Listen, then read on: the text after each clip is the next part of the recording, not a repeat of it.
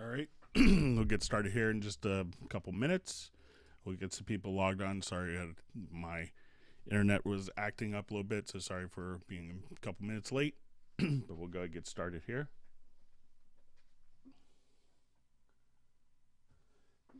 If you want to go ahead and just introduce yourself on a Hangout, tell us where you're from. If you have questions, you can go ahead and ask the questions as well.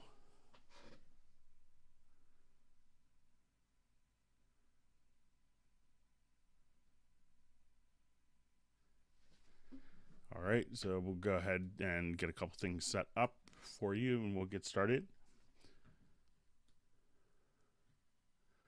For those people that are watching live, if you want to introduce yourself.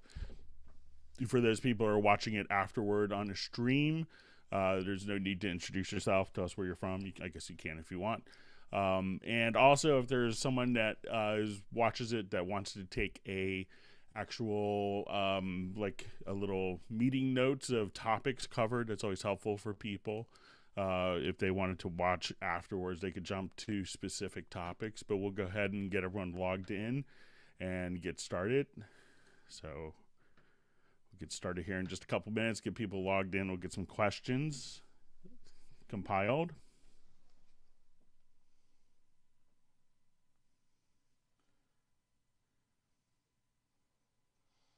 All right, so we had someone coming from switch from Sonar in St. Louis. We have Dusseldorf, Dallas, Bern, Switzerland, Sacramento,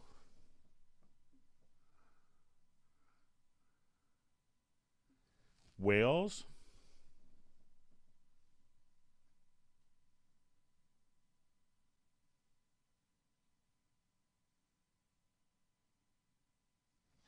Quebec, Southern California,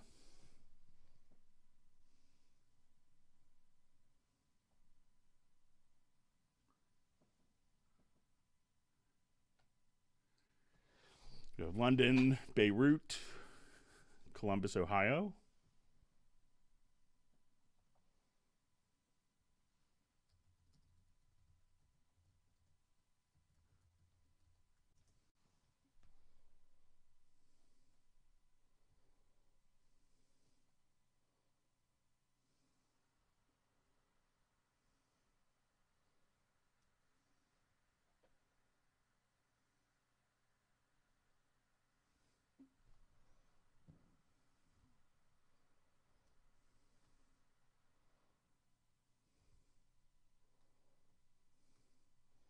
All right, so we'll just have people continue to get logged in.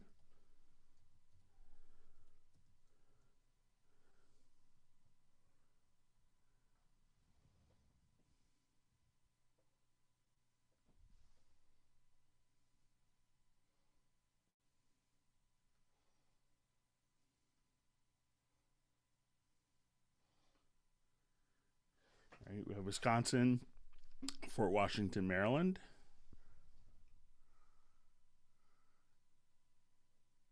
Amsterdam, Romania,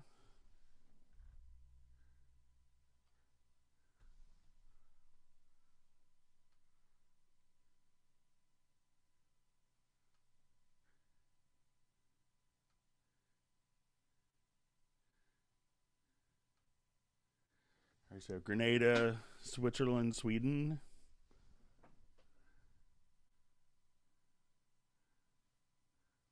Spain, we have Portugal and British Columbia, Canada,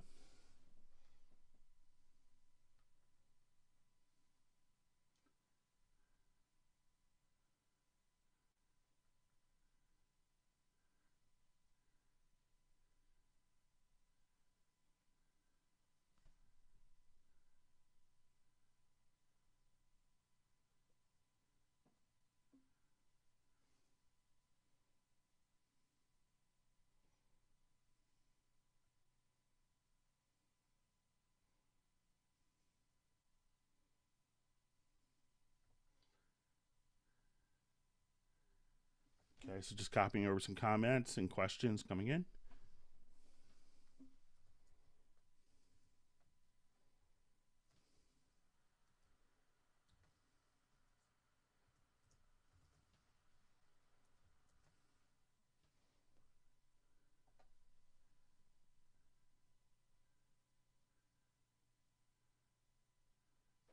So we have Manchester, England.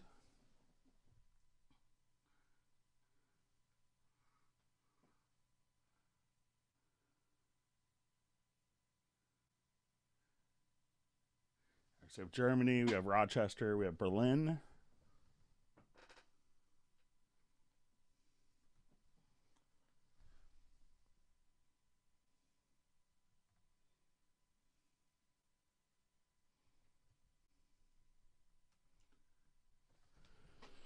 Okay, and again, if you have questions or topics you want covered, feel free to go ahead and enter them in the comments field, and we'll try to get to as many as possible.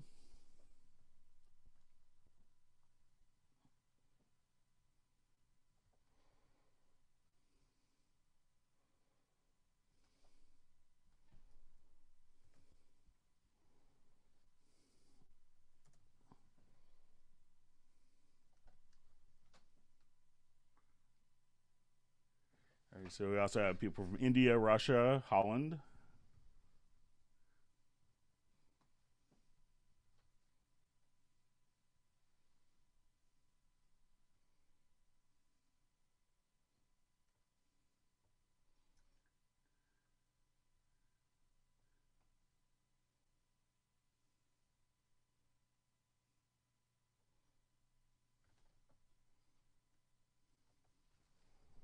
All right, we have London, England as well.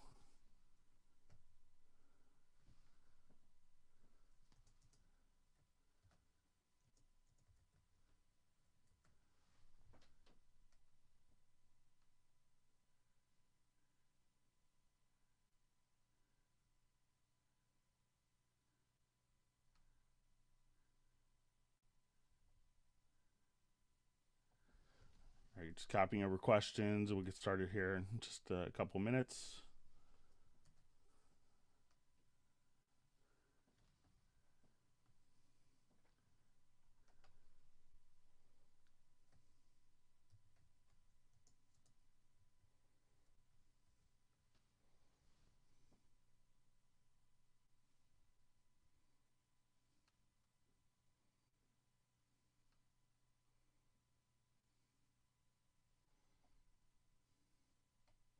All right, we have people from Lithuania.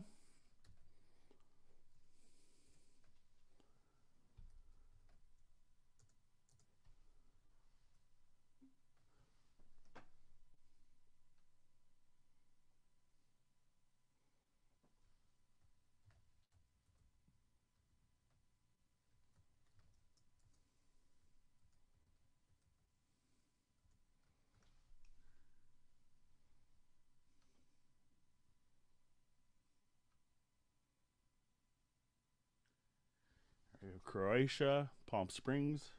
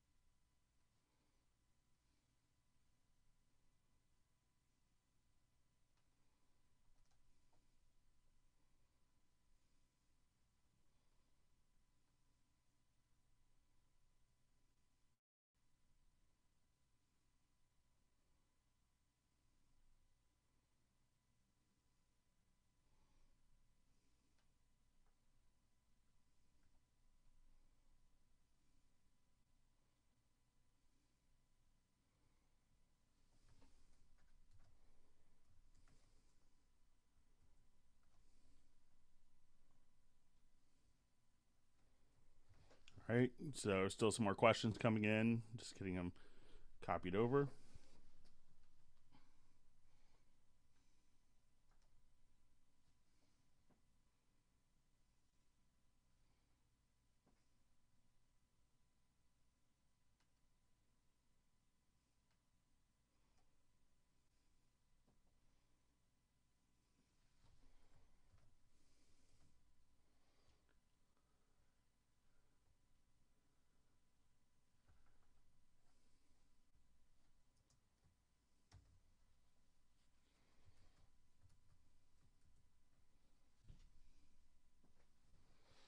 right, we'll get started here in just a minute. Just collecting questions coming in. Looks like we have a lot of great questions for today's Hangout.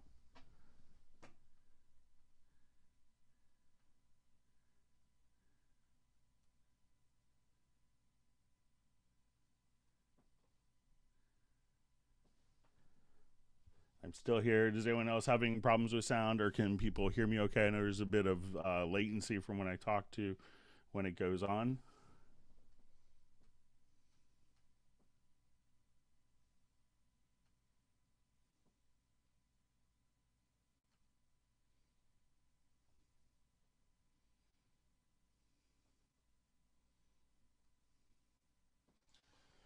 Okay, so we'll just wait like one. We'll go ahead and get started here. So we had a bunch of interesting questions, and we'll try to follow along. And as you guys have more questions, one of the questions we had was kind of looking for a way to take a number of different tracks or like MIDI notes from a particular chord and being able to select like the top or bottom note of the chord. So I'll just go ahead and let me just create something using the chord track here. I'll just go ahead and change my sound. So let's just say, just load up a quick like Rhodes patch, and I'll just make sure that this is sounding. So let's say if I wanted to write something with the chord track, and what I want to do now is just kind of enter into the chords here.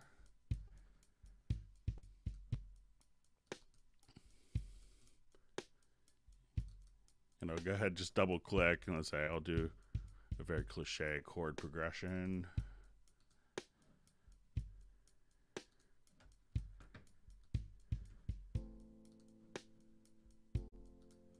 And I'll just go ahead and create some chords here.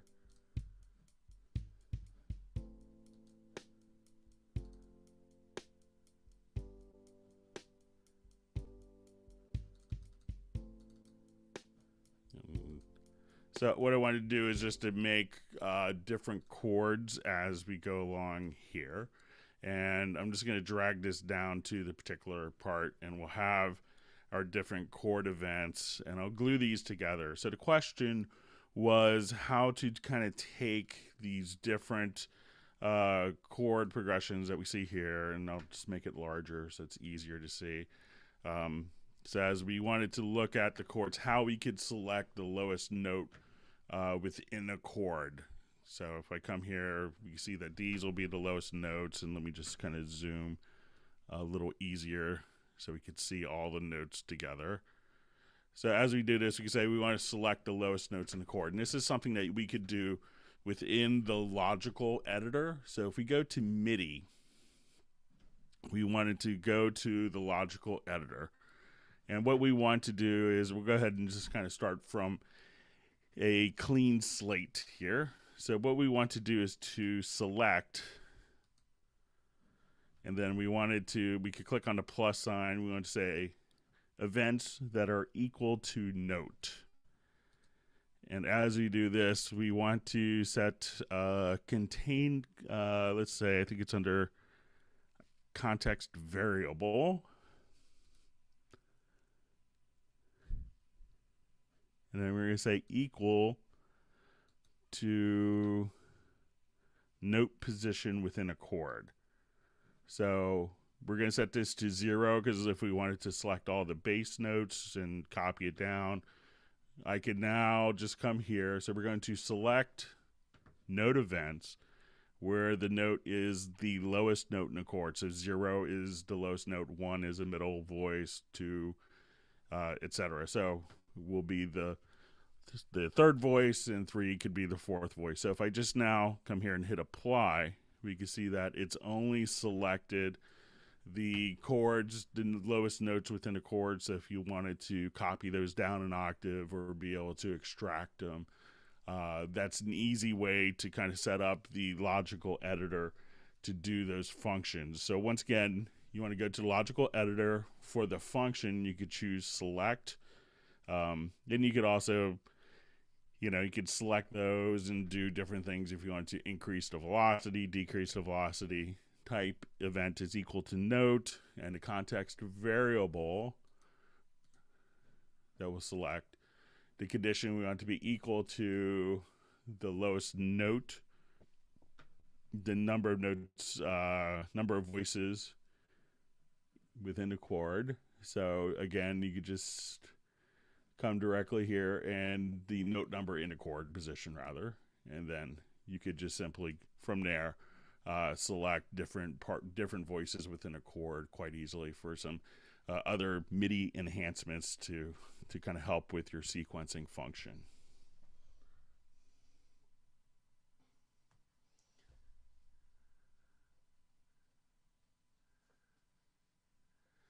Okay, so we have a question about opening standard MIDI files and that they always open up Hallian Sonic SE3, and maybe you want to be able to assign the MIDI parts directly to the Hallian Sonic SE.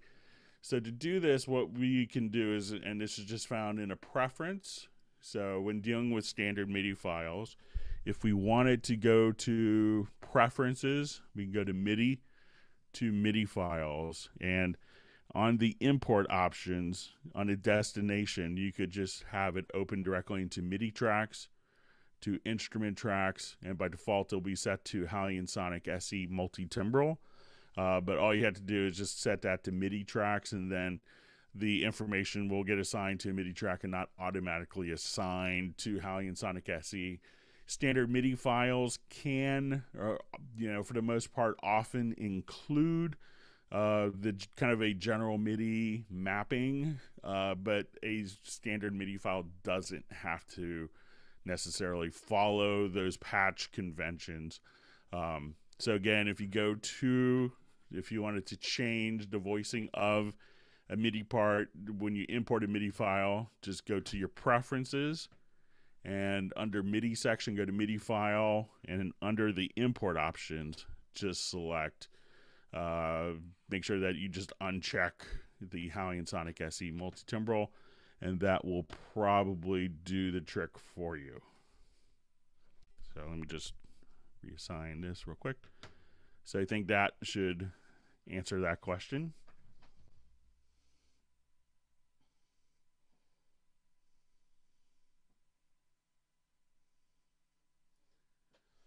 All right, so I'm going to go through some of the questions that were sent in.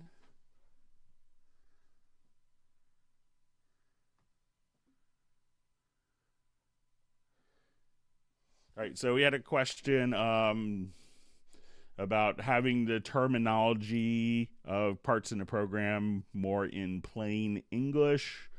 Currently, the person is having to kind of jump around.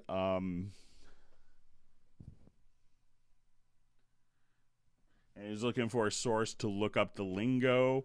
It could really vary. I know that if you're switching from different programs, each program will kind of use different terminology. And it's just kind of the nature of having different programs will call things differently. And if you're kind of used to it, that terminology may be a little foreign to you. But probably if you start with Cubase and went to another program, you would think the same thing. So, just doing a search in the help command, can make a big difference. That could help, it's just kind of searching through the PDF documentation or searching through the online presentations. But I can tell you that, some of the items, especially when you see 9.5, have been altered. So, we used to have a devices menu that had a VST connections, but that's been relabeled to audio connections. The studio setup used to be devices setup. When we went into like the audio connections, you'd have to do stuff previously, like have to make the control room, it was all configured under the studio tab. So there's been some naming conventions that have been changed in recent versions to make it a little more obvious. But if there's like special things, I would search through the manual. Another area to kind of do a search in is kind of in key commands.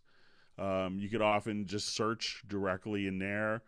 But there's a lot of things that kind of make sense, and I realize that every program has different nomenclature and names for different functions. But it is something that they, have been making changes to. But if there's any specific things, you can feel free to let us know as well.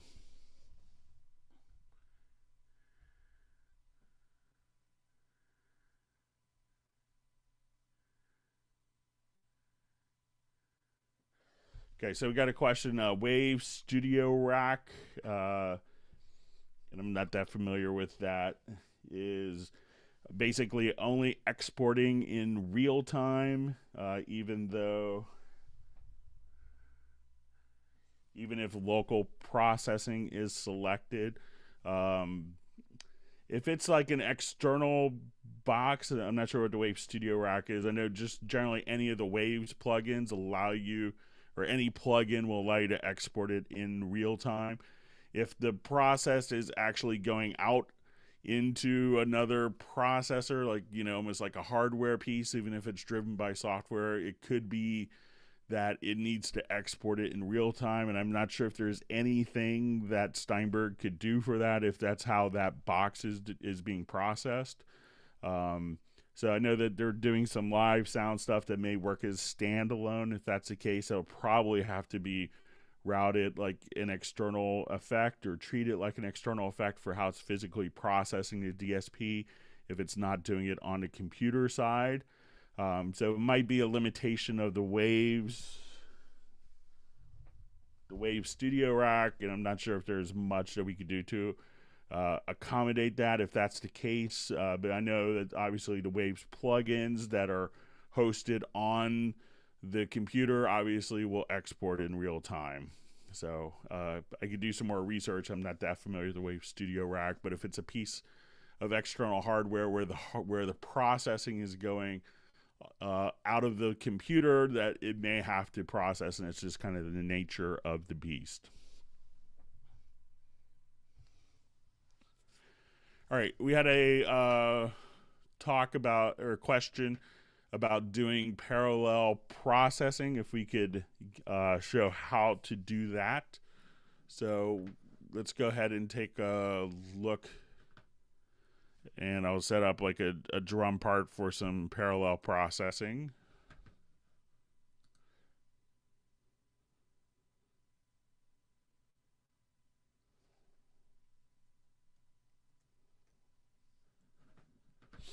All right, so say if I have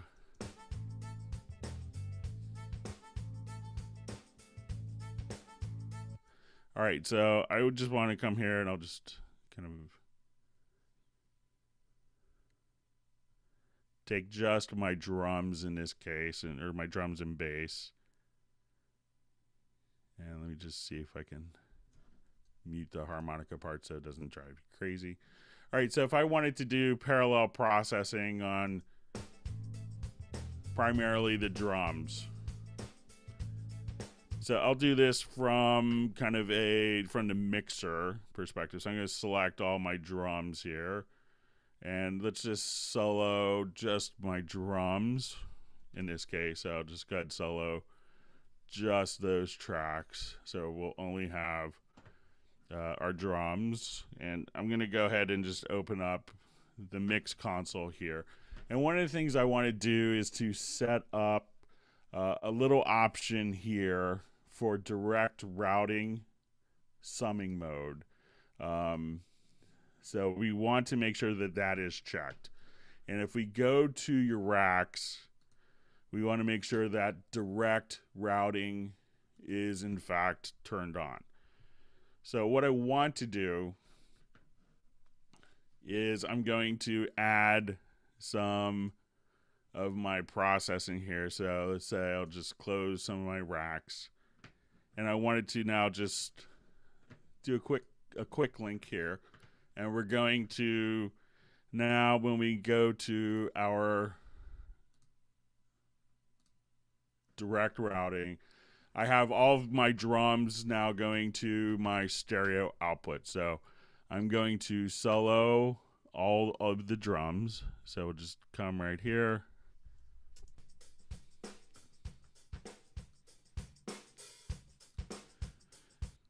So what I want to do now is I'm going to create 2 group channels.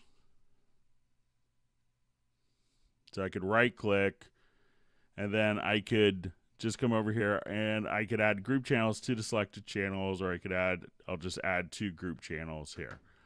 So I want to add 2 stereo group channels, and I'm going to choose to put these outside of the folder. So I'm going to click on add track. So I see my group channels here. Now what a parallel process allows you to do is to actually process one, kind of take 2 different signal paths of the same settings and be able to apply like a heavy compression to one and not so much compression to the others, and really kind of blend the 2 to find a sweet spot. And there's all sorts of, I've seen all sorts of kind of odd routings for this that people think are parallel, but actually find that they're actually, you know, processing the process signal, and it's not truly parallel. So what I want to do now is, since I have my quick link on, I'm going to send all of my drums here out to group 1. Okay, so let me just hold down my Alt and Shift key, and then I'm going to select all my drum channels here. And then once quick routing is on, those selected channels get routed to group 1. So all those channels are routed to group 1. So if I wanted to play this, we can now take this group fader down.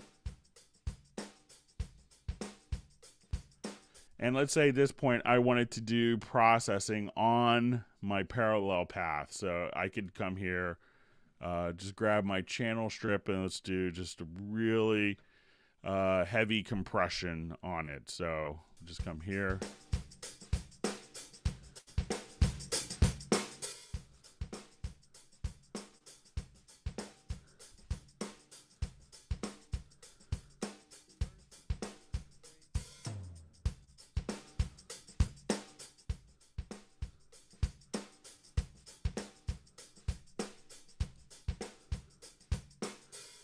I'll do a little, like just a different, let's say, standard compressor here. I'll discard those changes. So here I can just kind of put on a really kind of heavy ratio.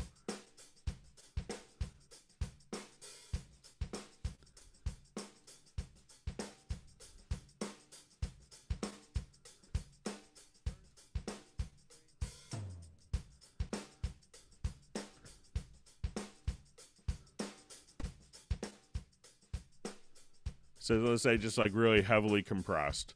And what I want to do is to now come add this going to a parallel path. And as I wanted to do this, I'll just hold down my Alt and Shift. And I don't want to include the original group. But what I'm going to do now is just select this and route it to group 2. So I'll select all the channels. Sorry, I made that mistake twice in a row. And now we'll just send these to group 2. All right, so that's all sent. And now we can see signal going to group 1 that's heavily compressed, as well as group 2. So what's interesting about this method is, one, if I just bypass the compression, I can now solo kind of the heavily processed. And sometimes when you do this, you also may want to, I know a lot of people boost like the highs.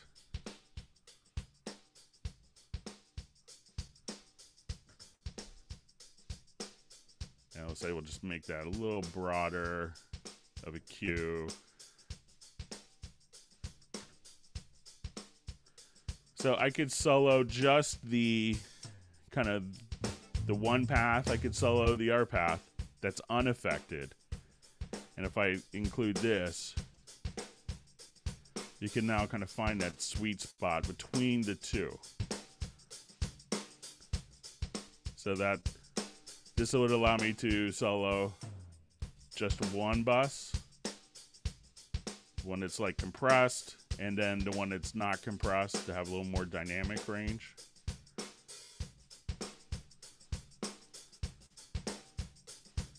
So again, this process that you want to do, and a lot of people will send it to a group and then that group to the next group. And while that kind of gets a signal there, it's not really sending the original signal over to it. So it's kind of processing processed material. So again, to do this, make sure that in the mix console that you have the direct routing summing mode on. So now as you do this,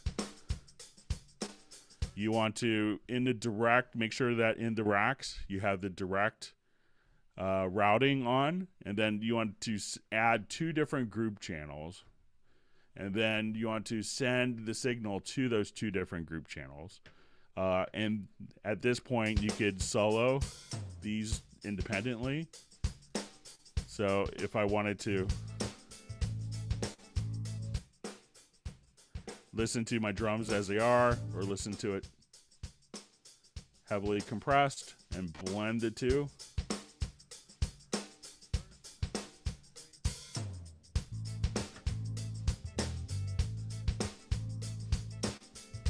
So you can see that muting, one of them will allow you to, again, that's my drums as they were, and now with the parallel compression in. And again, being able to solo each one independently.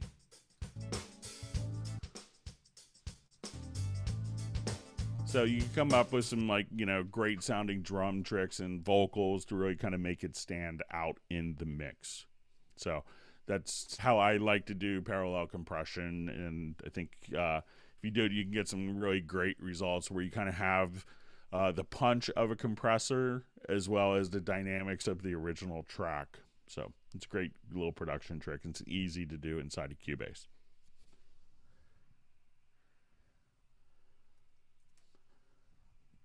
All right, so we'll move on to the next question.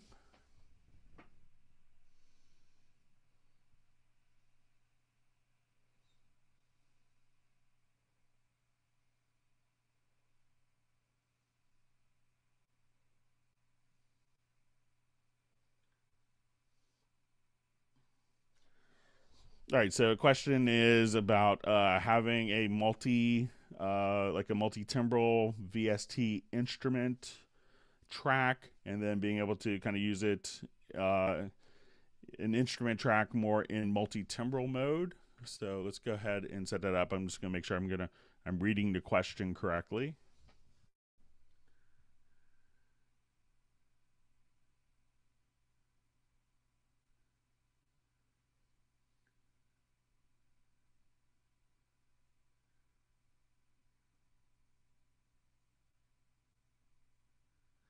Okay, so I think the question is dealing with, I have a multi-timbral instrument. I started off as perhaps an instrument rack.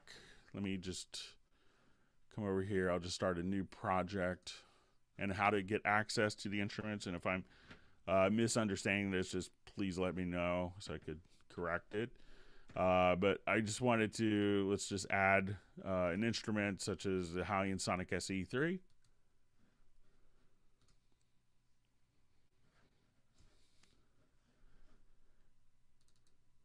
All right, so I will load up, let's say, just like a Fender Rhodes type patch here.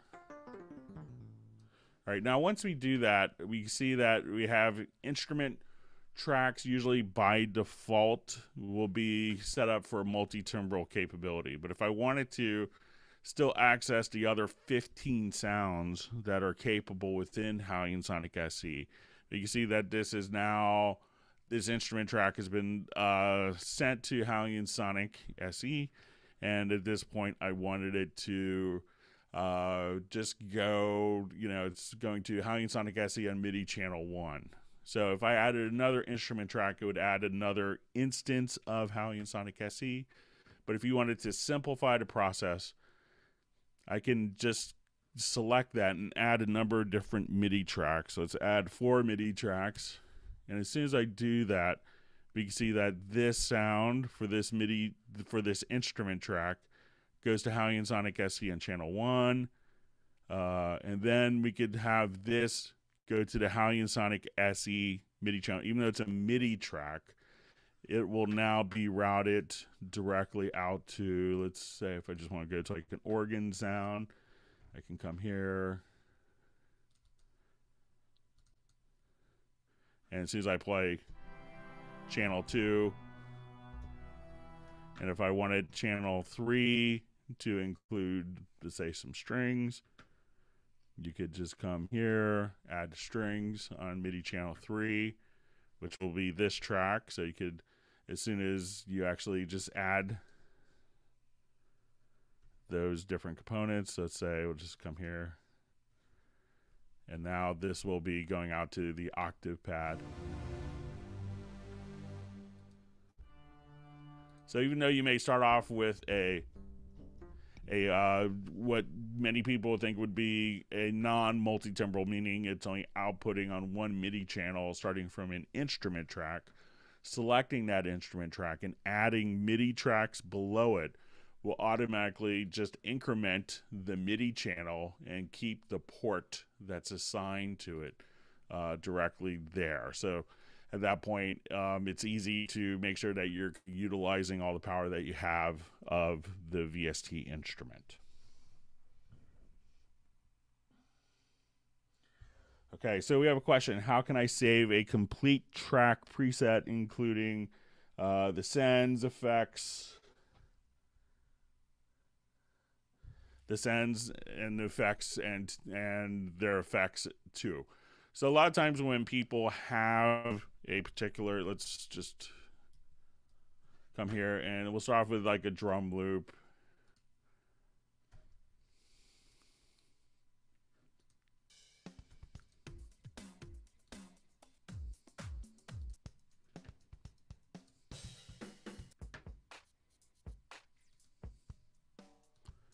Okay, so let's say I have a drum loop in my project. And it's a common question I get of like how to kind of archive different components. So if I have a drum loop in my project and I'm happy with that, we'll say I'll just slow down my tempo here, just make it a little more realistic sounding.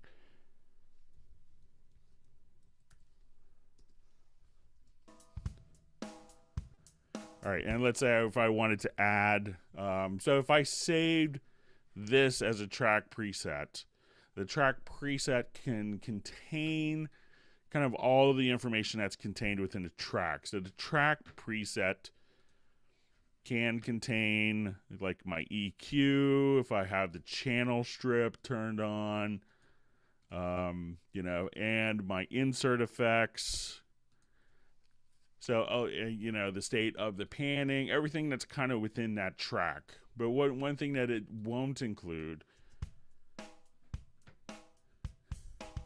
is if I had it going out to, let's say, a send.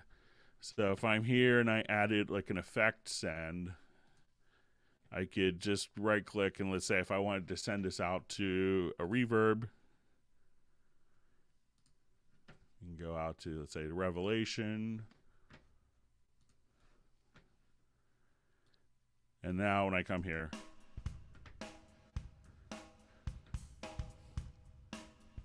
so my track send, if I save this as a track preset, that would automatically save that there's a send, but it won't necessarily save the send effect of where that's going to. So if I wanted to do that, what I could do is select both the effect channel as well as the regular track, and we go to the file and we can say export selected tracks, and so we'll just reference the media files, but I could copy it as well.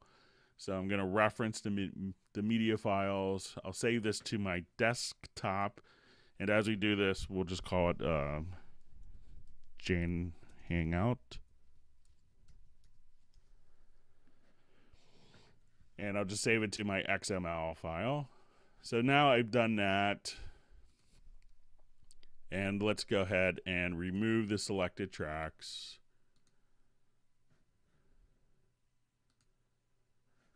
Okay, so as I do this, I can now come here, and while we export selected tracks, kind of an odd nomenclature, we want to import a track archive. And I'll go to my desktop, and here's my Jan Hangout. Find out if I did everything correctly. It'll say, okay, we have our audio and our effects channel, and now we can pull it up.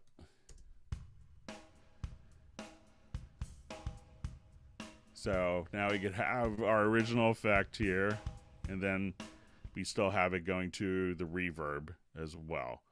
So at that point, that would include, that one file could include all of the, you know, the effects that are being used in that project, as well as the tracks themselves. So instead of saving as a track preset, go to your file menu, export selected tracks, and then on the reverse side, you want to import a track archive. And that way you could have kind of other tracks, even if you're parallel tracks or effects channels that are needed to make that sound, you could just simply include those directly there and have one file that contains all the contingent tracks that can make the correct sound when you use it in a different project.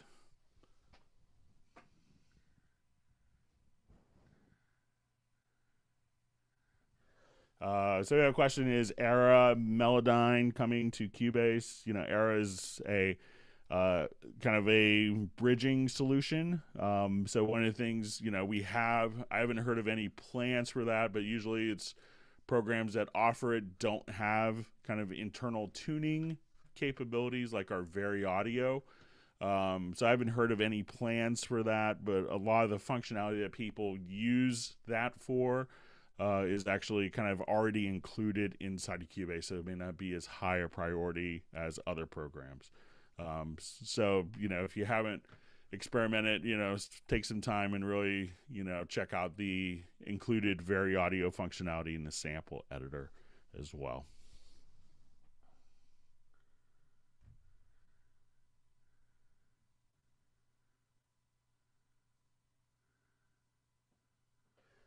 All right, so we had a question about incorporating third-party plugins in automation for macro.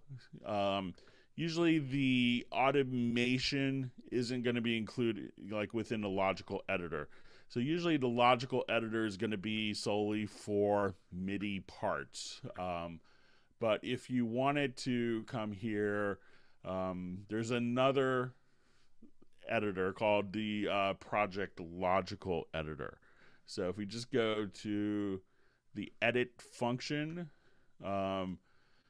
this is where, and this is kind of a Boolean condition, so you could actually say media type is equal not just to audio but to automation.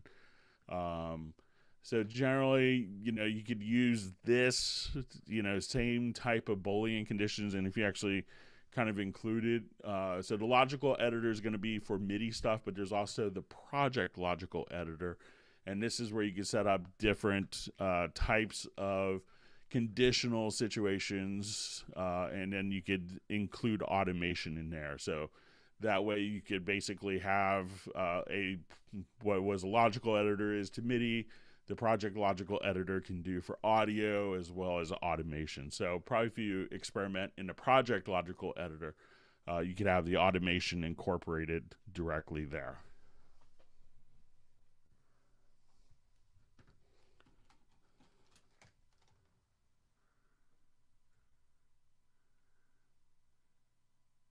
All right, so we had a question. We kind of get this question all the time about bridging older plugins like 32-bit plugins.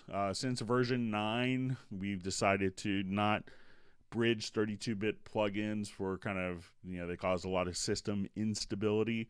But if you still have older 32-bit plugins, we realize that there's some that just haven't been updated, or companies went out of business, or developers are no longer supporting it and updating it.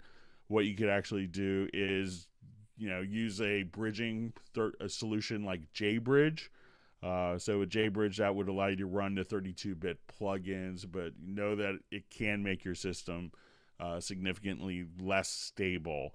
But we didn't turn off that capability, so you can just simply use like a third-party bridging solution like JBridge to allow you to have access to your legacy 32-bit plugins. So you can give that a shot, and that should do the trick. I think it's like $30-ish or something like that, American. So.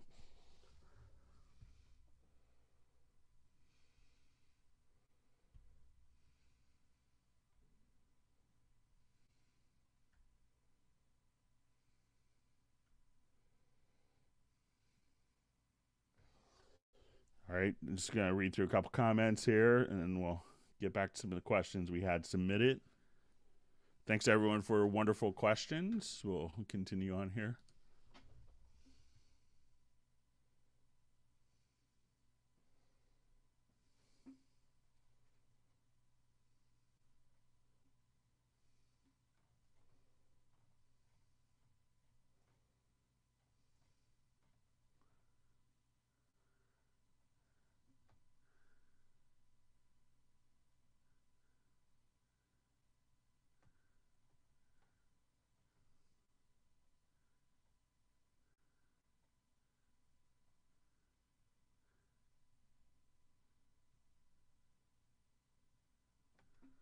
All right, so we had a question. Is there any time frame when video will be back in Cubase Pro? So currently, the video playback does exist. The exporting to a video track isn't included right now. I don't know what the time frame is on it, but I know that it's being worked on.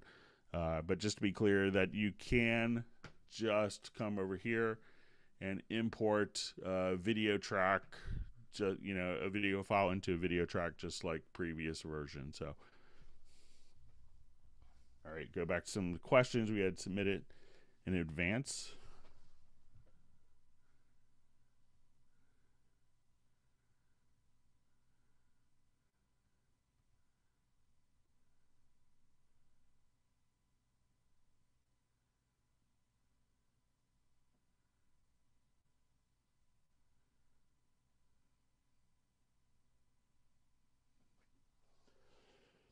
All right, so just reading through a couple questions.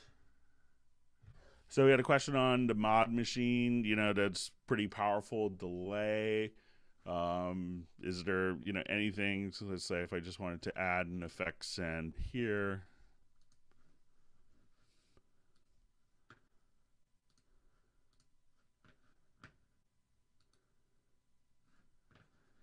So, there's a number of different options that you could do with this. Some of the things that may not be covered in presets that, could be left off is the ability to have it tempo synced. Usually you can kind of have this automatically tempo synced. I think that's on by default.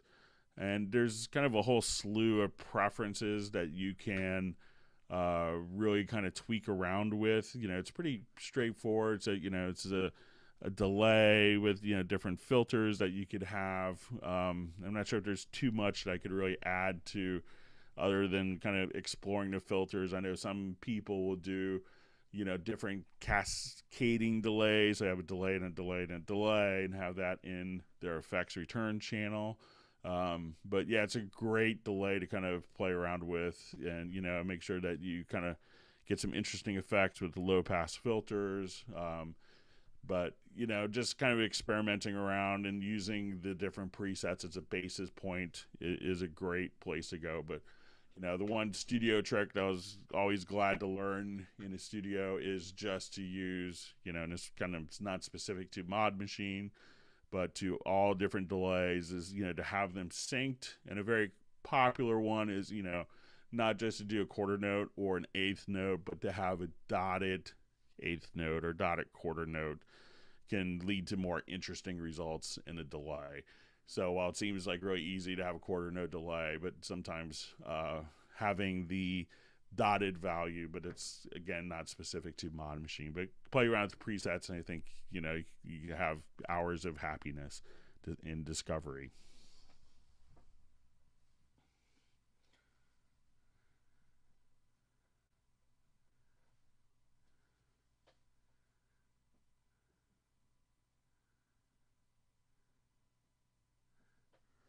All right, so I got a question if we could bounce multiple group channels with their effects. So it's one of the, let me just open up project here where we could probably have a good where you could see this well.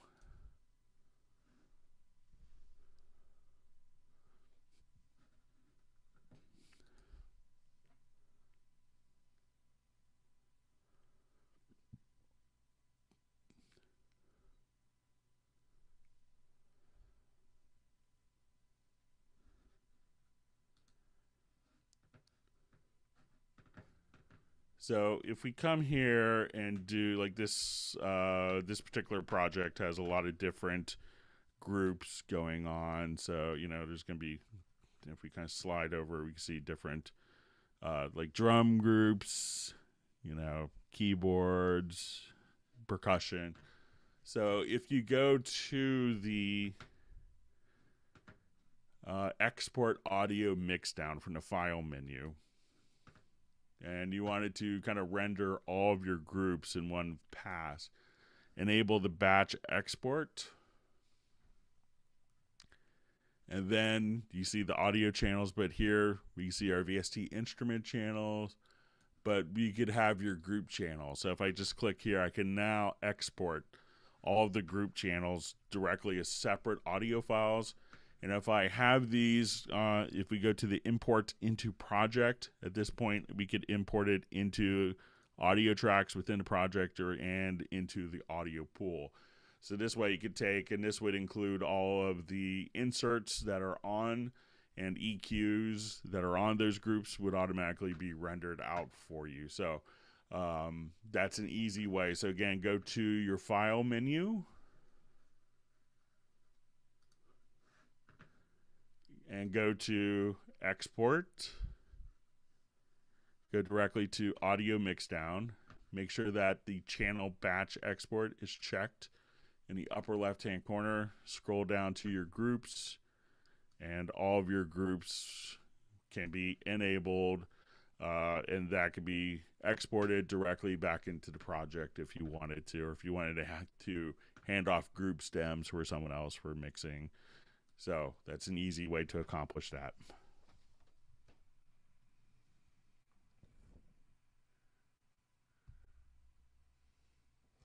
All right, so we had a question on kind of slicing versus warping on quantizing drums. So let's go take a look at this. Like a lot of times you may have just, let me see if I have my example up here.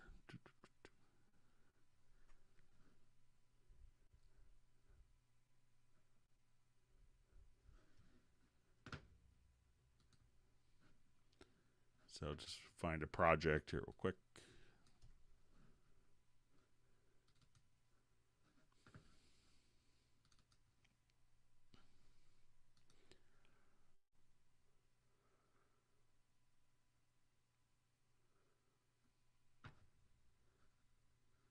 All right, let me see if I can find the audio files.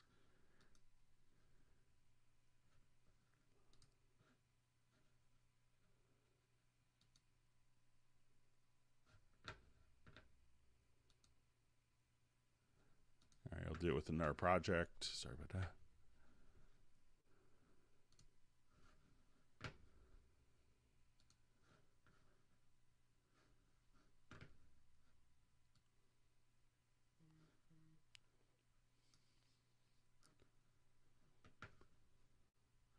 Okay, so if you wanted to quantize drums, you know, kind of make it a little tighter, there's some different techniques that you can do.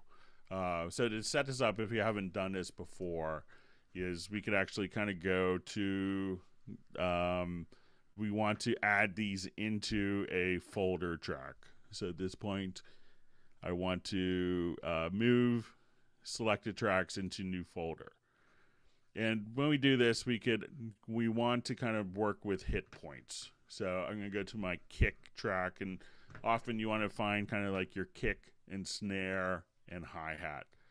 So when we work with this, I want to go into my sample editor here, and I want to go to my hit points, and we'll just kind of turn that on. And as we adjust kind of for our hit points, I want to find kind of the hit points for like my kick, and let's do the same for the snare. So we'll zoom in on this particular one. We'll activate the hit points.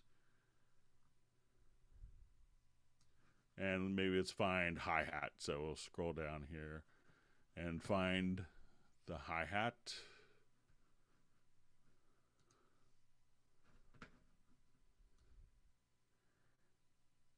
All right, so we want to just kind of set your threshold. We set the threshold so that you can kind of block the tracks that are kind of, maybe if there's snare or different tracks that are bleeding through. So once this is done, we want to go to the group editing.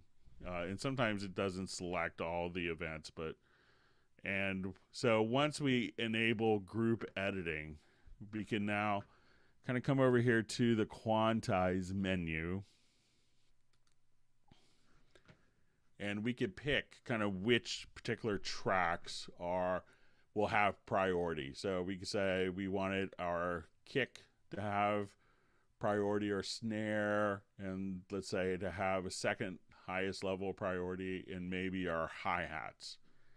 And what this could do is, what we want to do now is you could choose to slice the audio. And what that will do is kind of just take all the drums, slice it, and we could choose kind of we could choose a rhythmic grid. So let's say if I wanted to be, for 16th notes or 8th notes. Now at this point, we could have, I could just simply choose to quantize it. So if I choose to quantize the drums, what it's going to do is, I'll just hide this folder here so we can see this a little fuller. So at this point, we could choose to quantize, and that would quantize and shift all of the drums based on those different priorities. And so that actually will slice the audio. And what we need to do now is to crossfade all of those slices.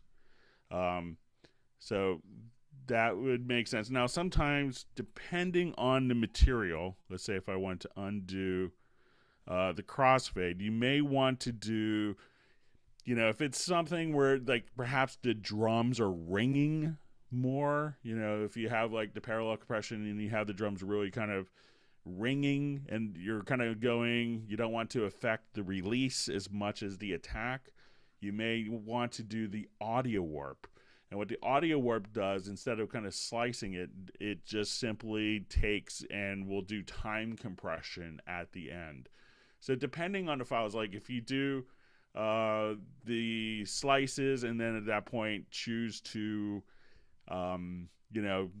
go the slice route, and you're hearing like little gaps on that are kind of popping through, where it's kind of turning off and on and sounds a bit unnatural, then I would try the audio warp. So a lot of people kind of have one and they find success with it, and they kind of go down and will continue that way. So, some tracks lend themselves better to, working with audio warp. If it's perhaps, if you're going more for attacks and releases of the notes, or if you're going primarily for attacks, the slices will work well, and then just doing a crossfade. So it really depends on the source material that you're using as well. So just experiment, because you could always undo it and try the different methods, and you may find that one works better than the other for a particular project. So I wish there was a kind of an easier answer than that, but that's kind of generally how it works out for you. So it's a great way of quantizing multi-track drums for you. All right, so let's go on to some other questions. Again, thanks to everyone for wonderful questions that submitted.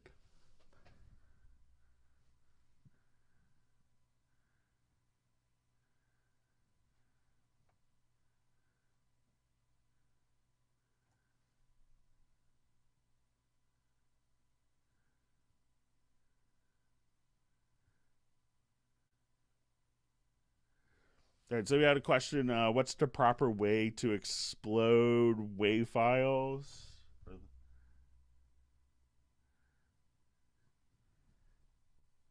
Containing multiple audio files. So I believe this is maybe like, splitting a stereo file into, two mono files or 5.1 into files. So Nuendo has some really slick functionality for this that isn't in Cubase.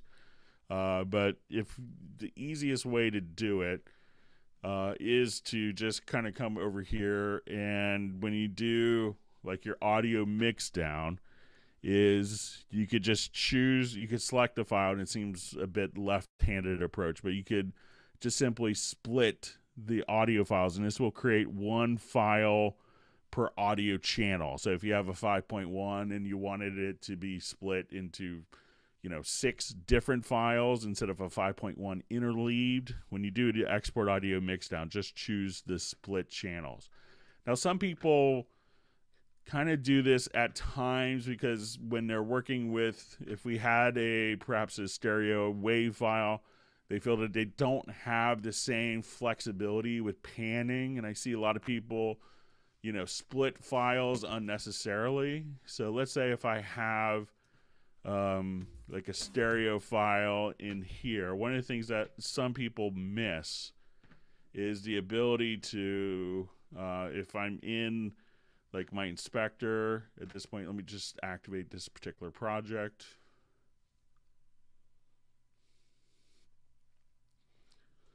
All right, so when I go here, you could have, different panners. So you could have a balance panner where and some people think, oh, I can't really pan independently. So if you right click in the stereo panner, you could do that. But you could also have a combined panner.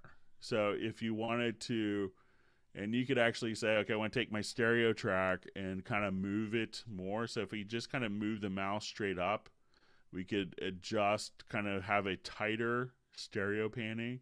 Or if you wanted to hold the left mouse button down and move it out, you could have it wider. So you could kind of pan that independently.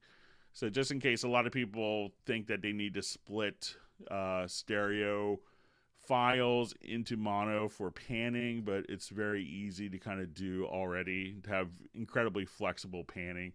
But if you're doing 5.1 and you want it to be on individual independent tracks, again, just go to your file menu and export audio mixdown, and then under the audio engine output, choose split channels.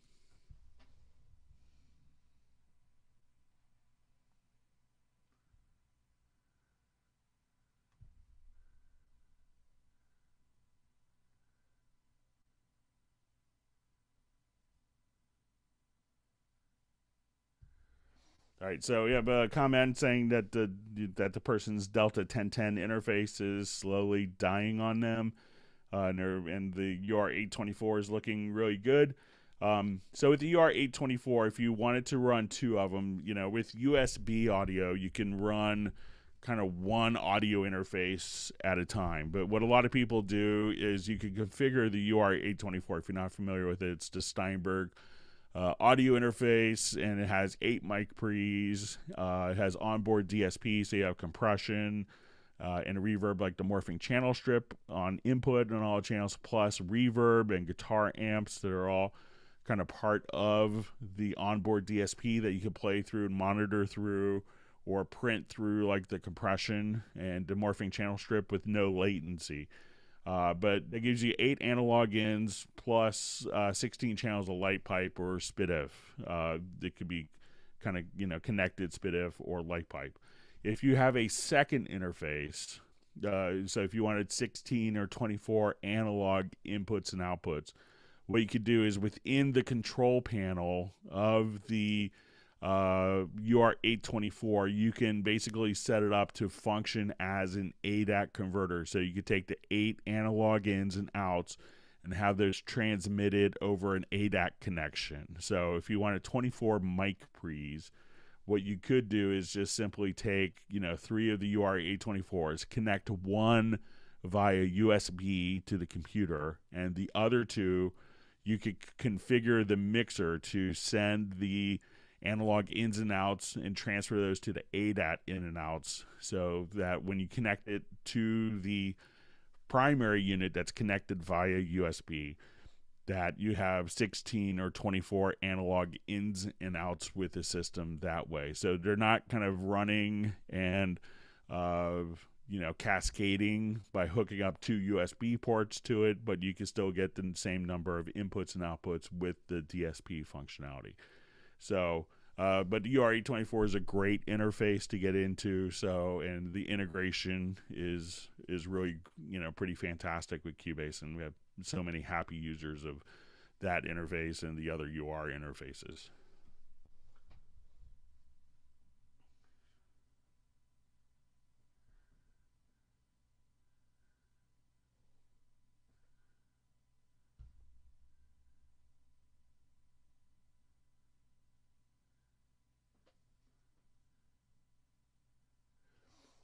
All right, so we had a question of how can I create a template and have everything kind of start off all my projects with a template.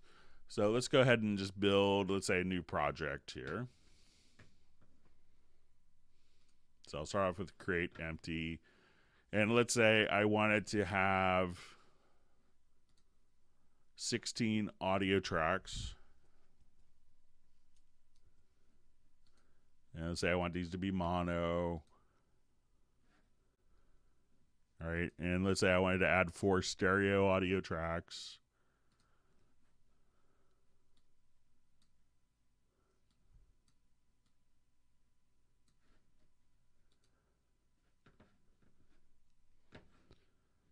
Okay, I wanted to add some VST instruments. So let's say Groove Agent SE. And I wanted to have some particular kit loaded up with it. Just come here.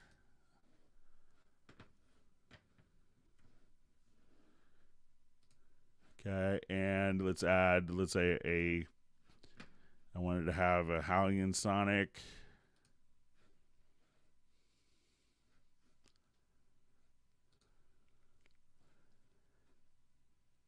And let's say I just wanted like a S90 piano.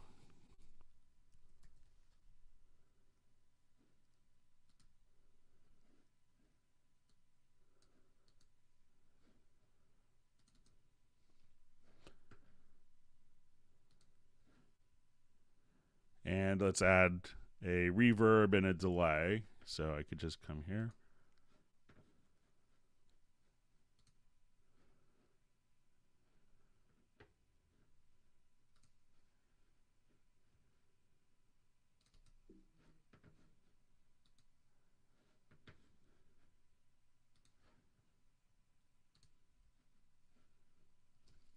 All right, so let's say I just have this as my template.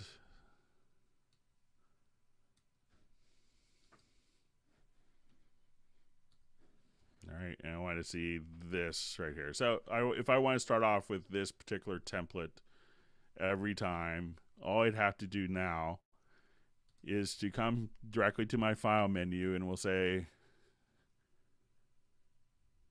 save as template.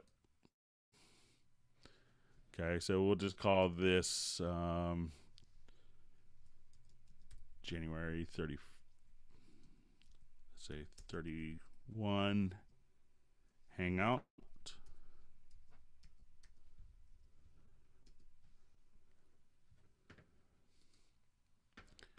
And then when I go to start a new project,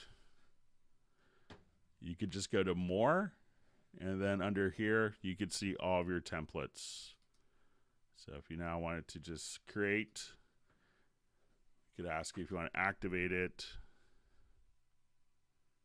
and then you're good to go. So all you have to do is, once you have kind of a project set up, just come here and choose to save as template. And then that template is available as soon as you kind of go to the hub and do a new project. You just go to more, and then you could just simply choose your template, and everything could be set up. So I know film composers will spend a long time getting all their templates set up so they could have immediate and quick access to all of their sounds that they've kind of picked that they know they could find quickly. So it's a great way to work. And once you have it kind of set up for your particular workflow, and you have different templates for, okay, I'm working with a band, I'm doing film composition, I'm doing, a project with someone else, you could have those templates all defined and have multiple templates to use.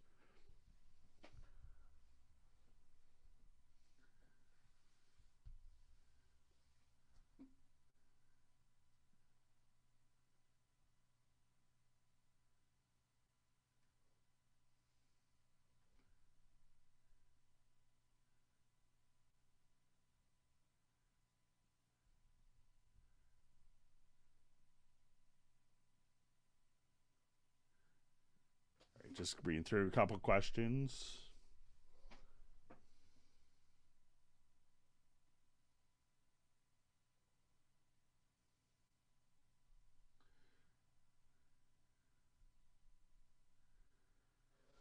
All right, so we had a question if we could move the static timeline from the window more to the left, and I just want to make sure I understand this. Let me jump to a particular project here where it's long enough to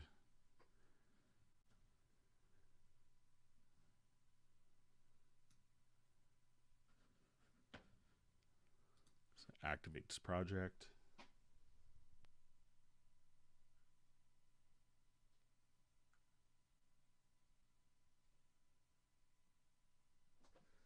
All right, see we have Doug LeBeau on, so we'll show some of the logical editor things that we made for Doug a little bit later. So good to see you on the Hangout, Doug. All right, so there's a couple different options that you can have with how the project kind of scrolls. So let me just come over here.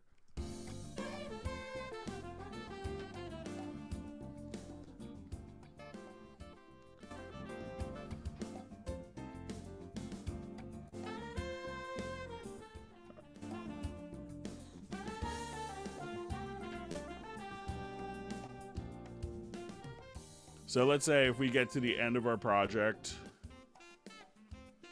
you could have the program kind of automatically update.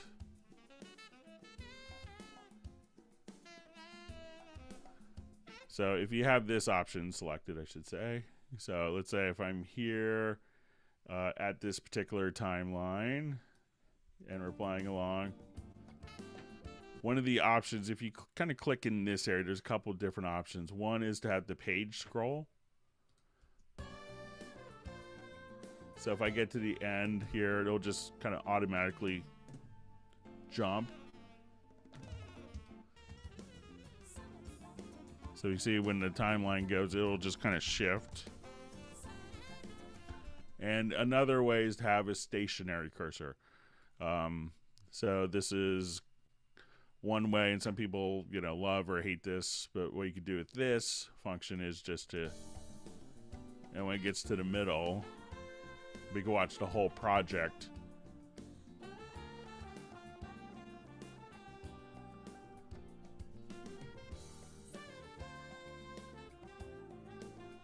So as soon as we do that, the whole project can now shift over.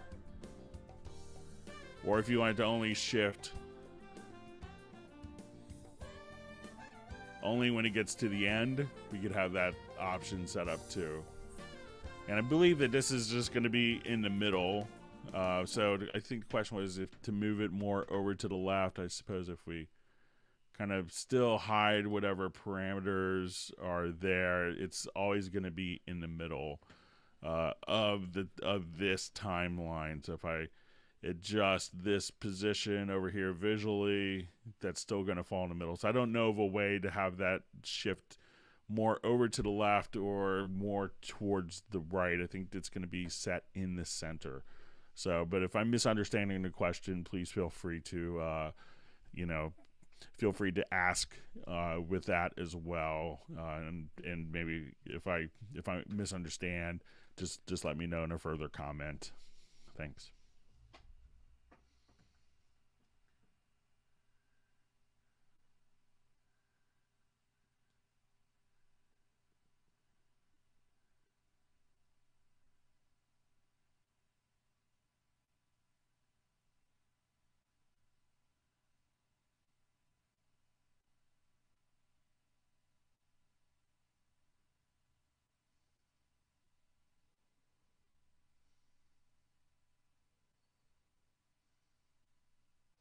All right, just reading through a couple questions here. Just give me a second, make sure I understand the question correctly before we move on.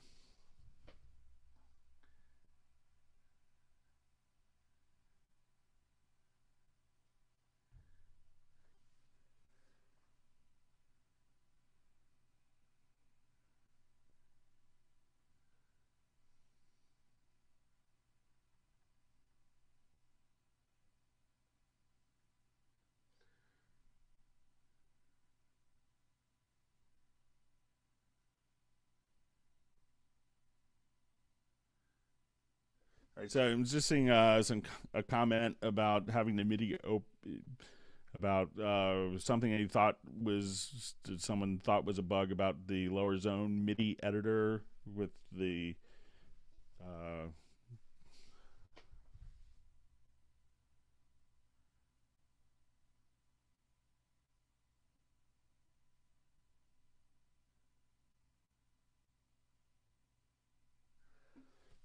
so it may be, let me see if I understand. So, you know, you could have the MIDI editors directly, you know, in the bottom zone. So let me just go to where we have some MIDI data here.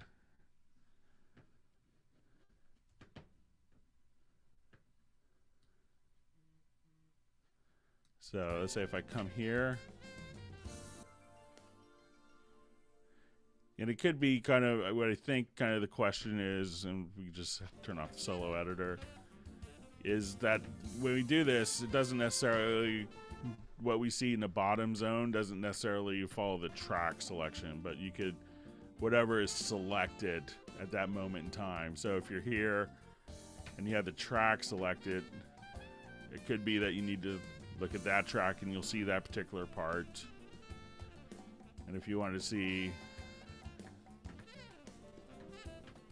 another part selected, you may just have to have that selected to see the different parts like that. So I understand where it could be more practical times to select the track and have all of the parts visible in a cursor as they play. And I think this may be getting to what the question or the comment was about. So, you know, just making sure that you actually have those particular elements selected as you work to be visible in the editors.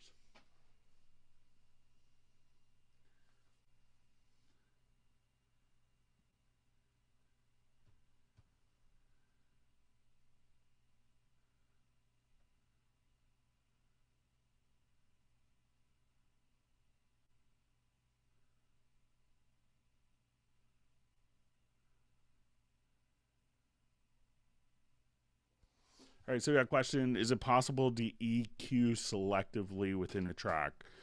Yeah, we can do this, and this is kind of a great example of the direct offline processing. So if I wanted to play, we'll play just a little bit of bass part here. And I'll just go ahead and we'll solo the bass here.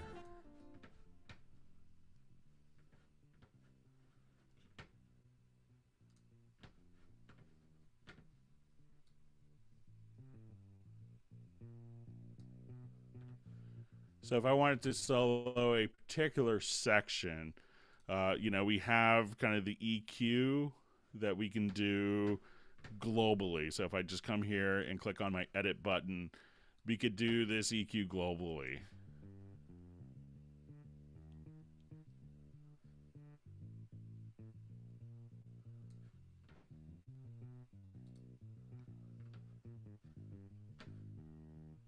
If I select the right track this time, that would help. Sorry. So let's say I just wanted to come here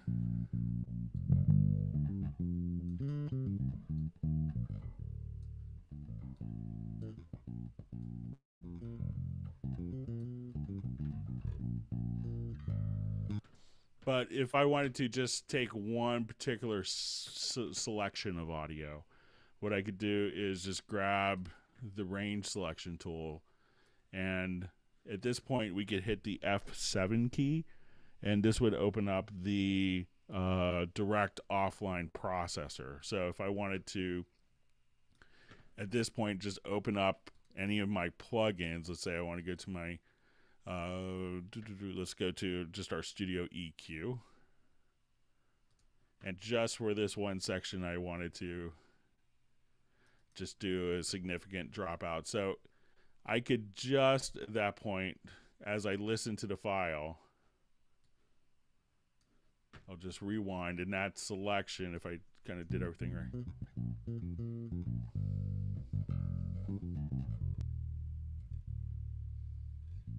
so I just took all the mid-range out. And we go back. Let's say I want to do kind of the opposite. I could actually change it here, be kind of mid-range obnoxious. So now if I wanted to play that selection back, and this actually kind of changes the waveform.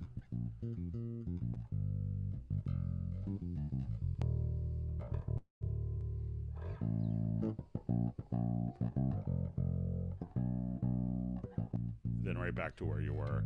Now the beauty of the direct offline process is you could do this for just, you know, any number of functions. You know, if I wanted to apply, let's say, you know, a little bit of chorusing on it, so like if I come to my modulation, I could say, okay, let's just run it through studio chorus. So now if I want to play back that range,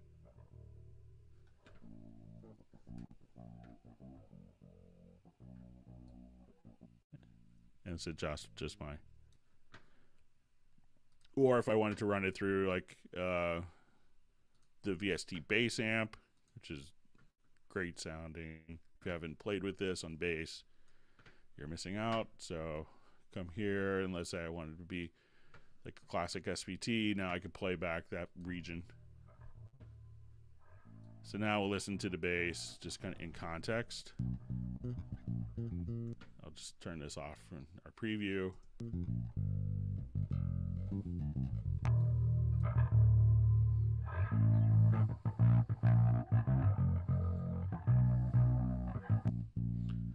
And what's great about the direct offline processing is I could just say, let's just bypass the chorusing effect. And you can do this like 10 seconds later or 10 years later.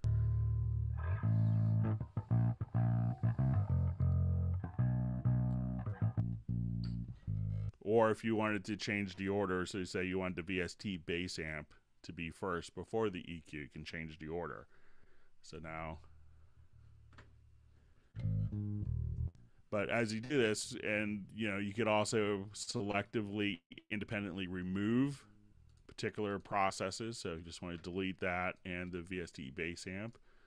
Or if you wanted to delete all of the functions, you could do that in kind of one motion. So that's an easy way to kind of selectively EQ just a portion of audio. You could just come right over here, run it through an EQ plugin, and as you do this, you could have this auto apply. So as soon as I grab my EQ, at this point I could just say, just do that, and now it's going to auto apply the EQ. Let me just, sorry about that. And then that will just apply the EQ. But this could be, even though a lot of people would kind of deem it a destructive edit, and you can see the change in the waveform as we do that, it's always kind of non-destructive in that you could, unless you specifically have deleted the files, you know, unless you specifically said make all these permanent, it will always have the ability to undo a particular function. So I could just say delete all, you see the waveform update, and you're right back to just the channel EQ. So you can do that with vocals, and it's very cool for, you know, if you want kind of the AM radio or telephone voice, you know, just for a particular section of a song, you could do that very quickly. And at that point, just simply undo it at any time without any fear. So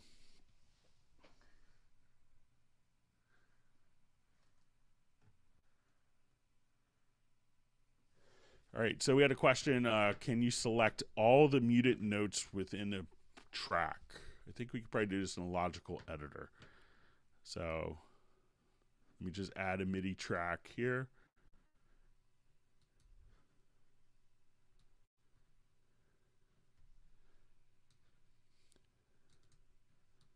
And I'll just create kind of a blank part, use my pencil tool.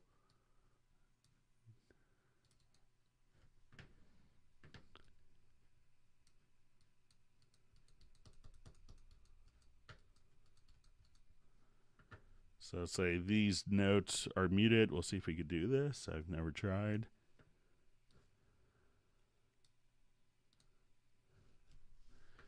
Okay, so let's go to MIDI to logical editor.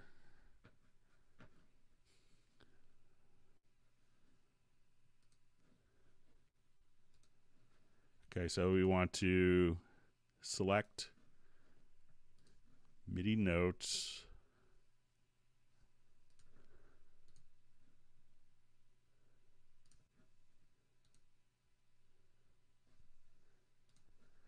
All right, so you say set MIDI notes where the event is muted.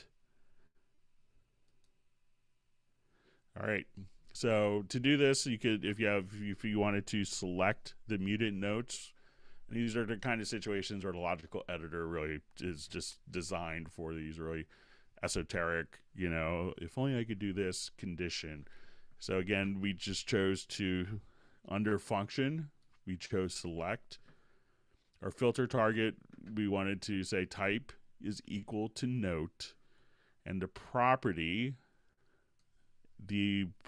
is set or not set, you could have it either way, to event is muted. So at that point, that just went through and selected those 3 notes that were previously muted. So another kind of great example of power of the logical editor.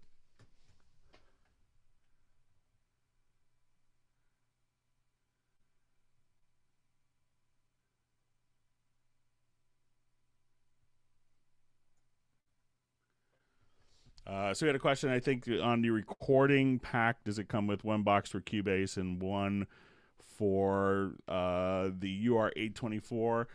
I believe at different times. I think the one that we were doing as a promotion in the United States, and I could be mistaken on this because the sales guys don't always tell me all this type of information, but I believe the UR824 comes with a copy of basically it comes with a copy of Cubase AI, which is the bundled version that comes with Cubase, and then you can upgrade from your Cubase AI version to the Cubase Pro or Cubase Artist. I believe it's the Cubase Pro.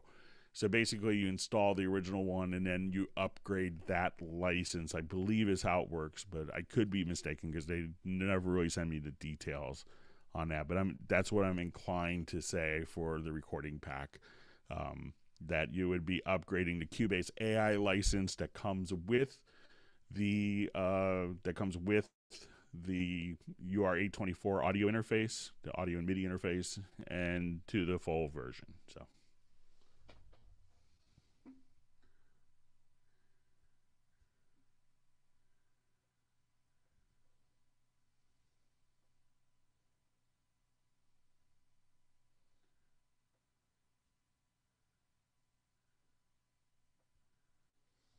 All right, so we had a question from Cameron. What are the advantages of Cubase over this question I asked for Logic Pro X? I think one at Cubase is, has a lot more depth and kind of much better workflow. I think you have, a lot of stuff. One is it works on Windows as well as Mac.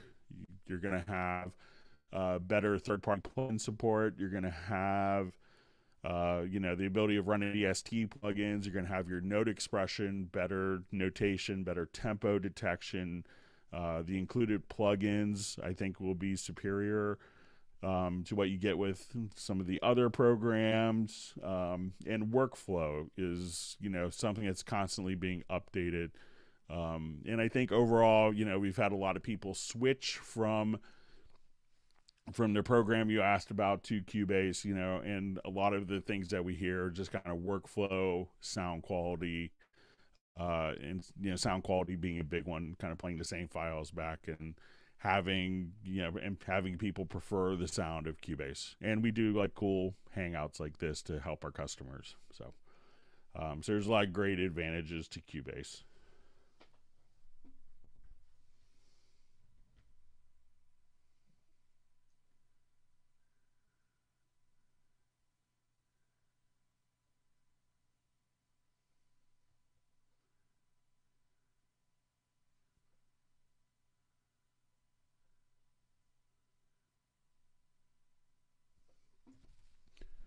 All right, so we have a question about how to recall like a piano patch with multiple effects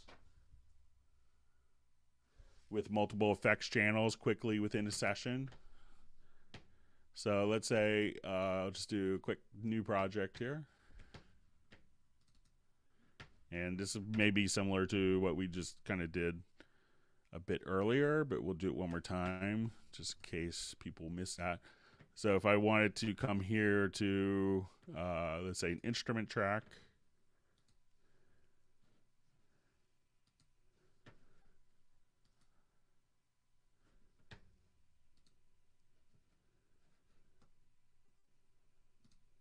So let's say we have our S90 ES piano, and we'll go ahead and unmute that. So we'll have, all right, and we wanted this to go to convolution reverb. So let me just,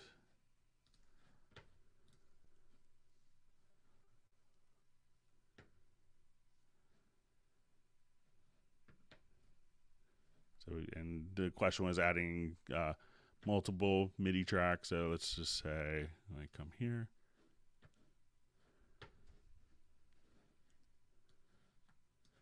I'll just,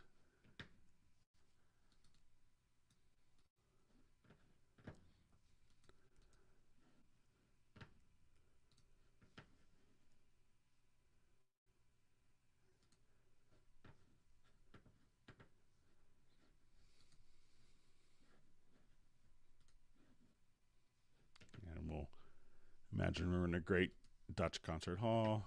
Okay.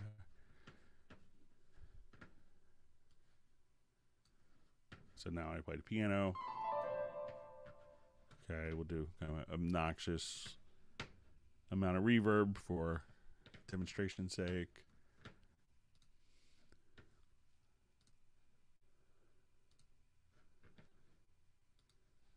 All right, and now we'll have,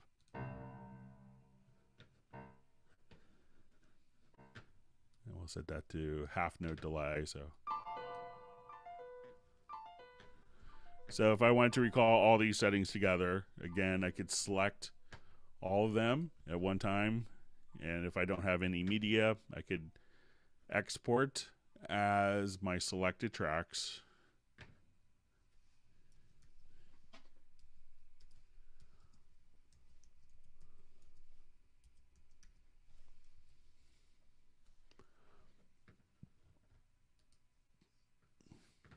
Then go to my project here, and I could choose, let's say if I delete all the files,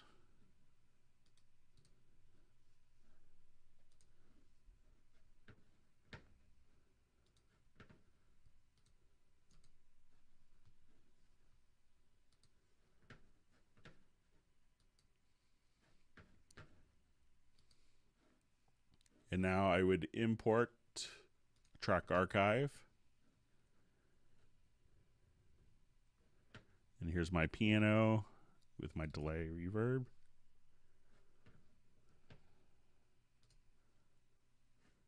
So I could import each of the elements independently or all together as one single entity. And now we could just come right there and everything would automatically be carried over. So once again, just export as selected tracks and import as track archive.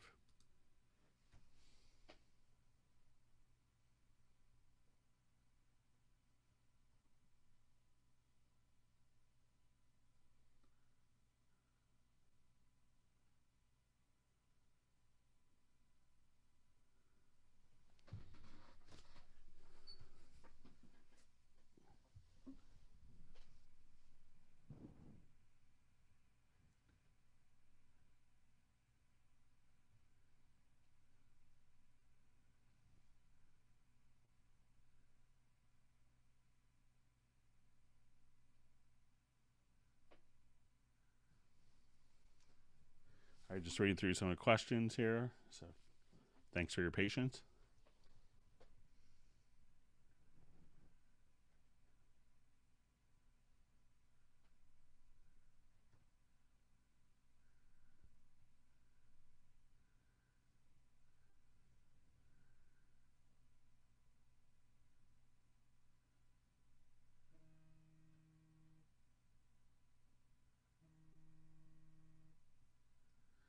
So I'm saying just a couple comments about the image being blurred. So it could be just the how it's being kind of transmitted over YouTube. So I may not have control of that. So perhaps the offline stream might be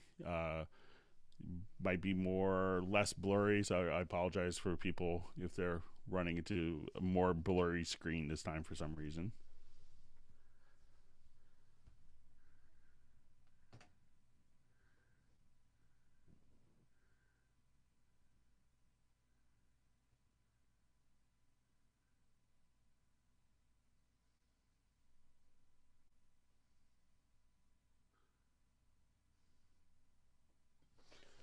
So we have a question about how to audition through program changes for different sounds within like Howling and Sonic SE.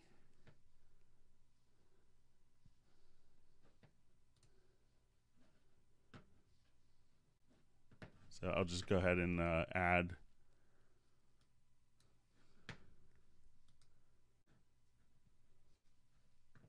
And using program changes for that. So I think, most keyboards would have the capability. Let me just take this out. If you just hit like the down key. So I think a lot of keyboard controllers can have a key that just kind of functions as a down key. So as soon as you do that, you could audition. So if you hit down key plus enter, you could just audition kind of like that, as opposed to sending program changes. Sometimes the program changes, could be a bit limiting because there's only 128 program changes, and most of the instruments will have thousands of presets. So try using the arrow keys to navigate, and I think you may find that to be kind of a better methodology of being able to audition different preset sounds, as opposed to sending MIDI program changes over.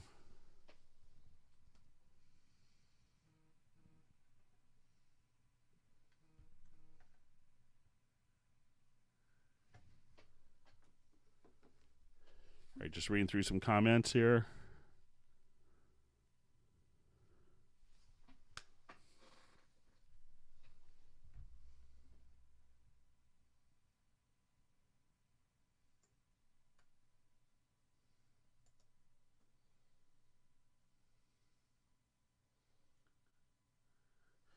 Okay, so we had a question how to customize a mouse click as a shortcut key. Just make sure I read that correctly.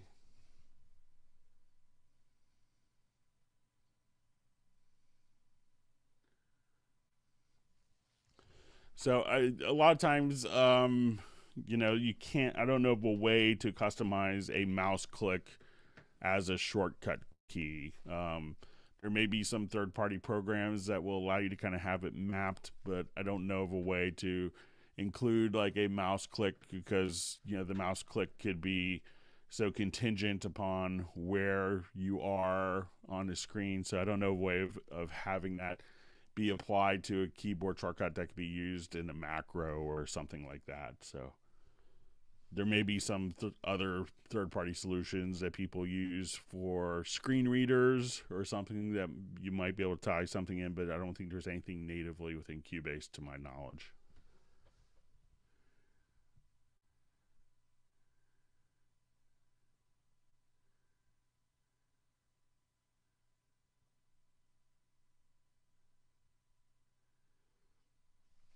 Okay, so we had a question about using the space bar for different start and stop behavior. and where to set that up. So let me just go to another program here. So say we'll just jump back to this project. It's activated.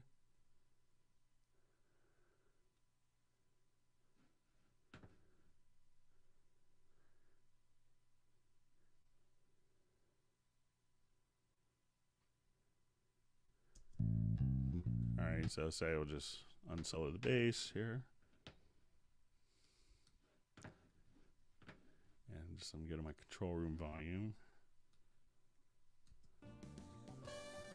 So a lot of times when you're using the space bar for start and stop, you can have it stop and go on from that position. But if I wanted to, when I hit stop, for it to jump back from the space bar. Now, if you hit the 0 key in the numeric keypad, the keyboard I have for my MacBook doesn't have a numeric keypad. It's kind of a bummer. But if you hit the 0 key once, it stops. I think if you hit it twice, it goes back to the play position. And 3 times, it goes back to the beginning of the project. But there is a preference that you can set inside of Cubase. So if I wanted to, let's say I'm at 91, and I stop, and I want it to go back to the same position. If you go to Preferences and go to Cubase Transport, or go to, I believe it's just going to be under Transport rather. And then there's a return to start position on stop. So we'll enable that preference. And now what you could do, if I want to go to measure 92 and I stop again, or to that same start position, when I hit the space bar, it goes back. Now what I do a lot of times when I set up for customers is to actually generate a key command to toggle this behavior. So if you wanted to go to Preferences under here, well, now, sorry, you may hear the next door neighbor's dog barking. So we'll go to Preferences, and then under Transport, you have the option for return to start position on stop. Let's see if I have it. I may have it defined already. So what I'm going to do is I'm going to assign my keyboard shortcut to this. So I'm going to say Shift plus spacebar. And now I assign, so that will toggle the state of that preference. So if I'm here, and the current preference when I hit the spacebar is to go back. If I hit Shift plus spacebar, now when I stop, I could go on, or hit Shift plus spacebar, and have it go back. So again, just hitting those 2 keys. So again, the preference can toggle the state of that preference, and you get kind of like a little visual indication as to which state it's going to be on. So again, the preference is found under Transport, return to start position on stop. And if you wanted to set up the key command, I just use Shift plus spacebar. It's pretty easy to remember to toggle back and forth. Under key commands, go to, and again, directly under Preferences,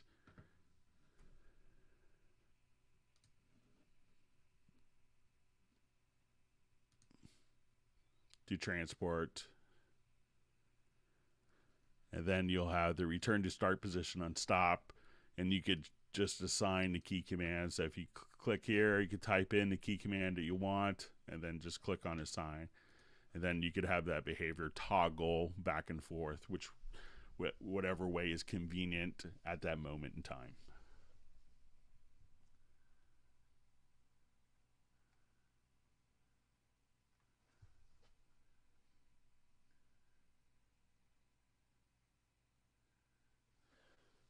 So we had a question from Malaysia asking if there's any difference in the path between using a render in place or a batch export. So if I wanted to render a particular part in place, when I come here, we go to the render settings.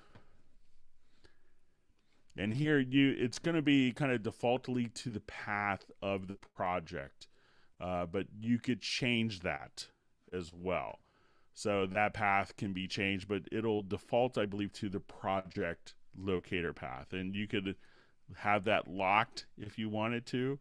So I think by default it'll go there. And when we go to the batch export, this will kind of go to the last location that you did an export to. So this isn't necessarily to the project folder, but I believe this carries over that the same folder that the last export went to. So by default, the render in place goes to the project folder, and the audio export goes to the last selected location, I believe. But they could both be assigned easily to go to anywhere that you want.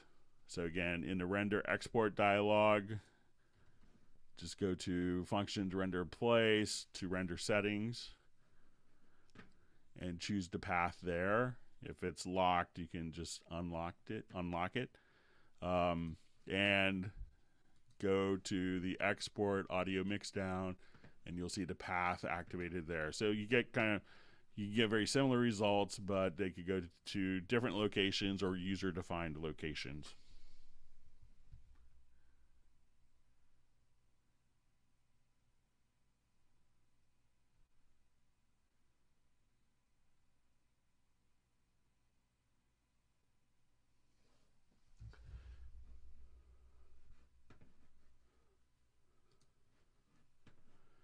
So we had a question about, what's the easiest way to do a path to do MS processing internally in Cubase. Maybe there could be a plugin. Let me just take a quick look. I noticed like some of the function where we do a little more of this. I might have to, actually create kind of the signal path. Like in Wavelab has a lot of different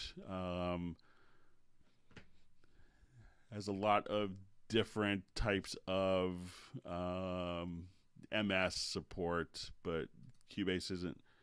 You might be able to.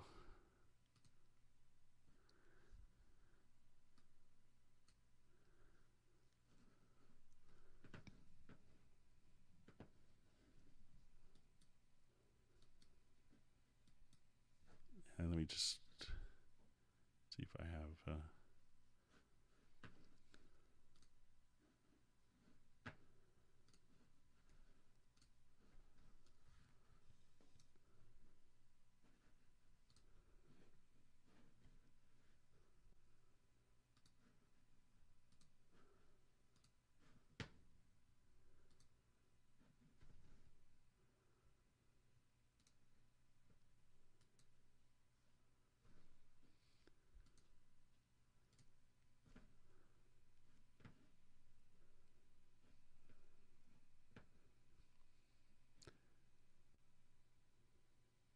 So you might be able to kind of do some of the stuff with,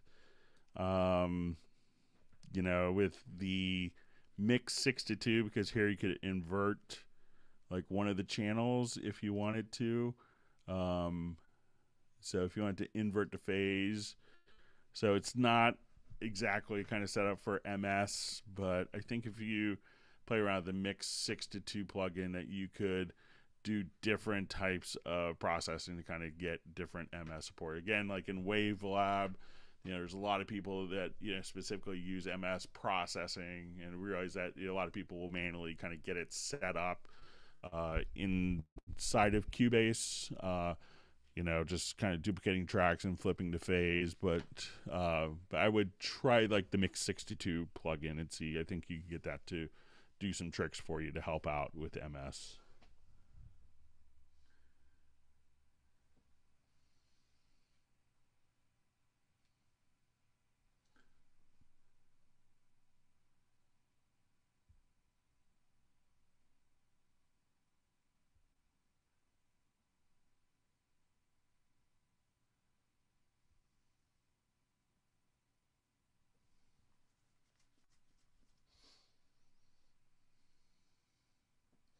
All right, so we have a question about I moved notes using the Elastic Pro, and then when going into VariAudio, that it switches the algorithm. Let me just make sure I'm not missing a key part of the question.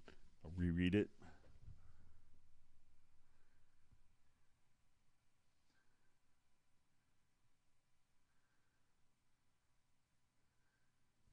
And then when going into the VariAudio, that it puts it into the solo mode for Elastic, and they're asking if there's a way to keep both of them. So you can kind of set the algorithm for each individual file directly here on the timeline. So that's one way of doing it. Plus, you could go directly to into the pool window. So if we go to the pool window, here you could actually set the algorithm for each audio file separately. But when you do go into the, into VariAudio, for instance,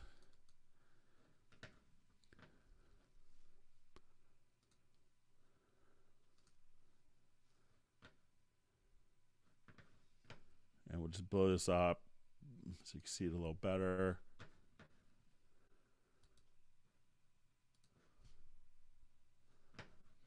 That it does kind of switch it to the Elasticsearch, and that's the algorithm that's used for VariAudio.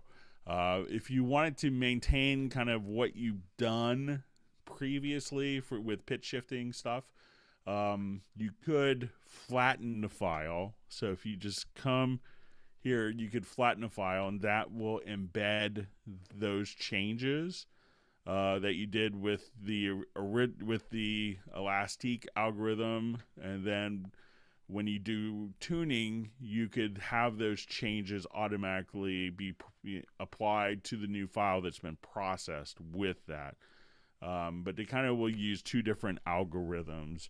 But if you wanted to have kind of the benefits of both algorithms, you could just within the sample editor functions here. So if you don't see this on your main window and you just kind of see the track inspector, try going to the editor inspector tabs and try flattening the file before you go into VariAudio. So I know it could be a little convoluted, but that's why the VariAudio is kind of very optimized for vocals and stuff like that with that particular algorithm.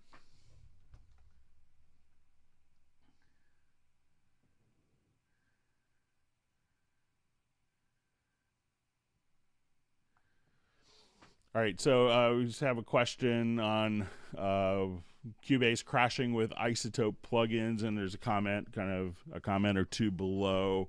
There's a lot of the isotope plugins are blacklisted, and when we kind of came out with Cubase 9, they also kind of came up with an ASIO guard, and it's a process that actually goes through and does all sorts of analysis of plugins that could cause issues. So like when you first boot up Cubase, it's doing like and you see that the plugins take a little while to go through. It's actually doing a diagnostic test of each of the plugins and determining if they're viable, if they're going to crash, if they're going to cause system instabilities. And a lot of people were shocked that the isotope plugins were being blacklisted. But they were causing problems for people. So make sure that you have the latest VST3 versions. Make sure you're running 64-bit. But if a plugin is being blacklisted, it's for a reason. So a lot of times people will choose to forego the blacklisting, and you kind of run at your own risk. But those plugins, a lot of people were shocked that they were causing problems and being blacklisted, but they were for a reason.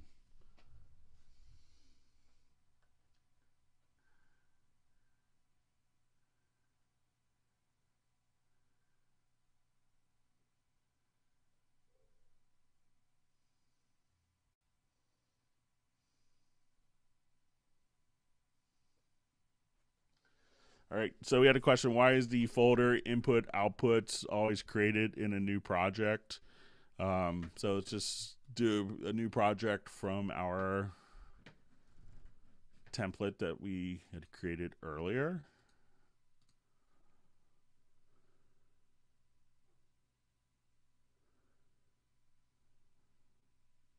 All right, and usually kind of at the bottom or at the top, let me just, you have the input output channels. So here we just have a stereo output, but let's say if I come directly to my audio connections under my studio menu,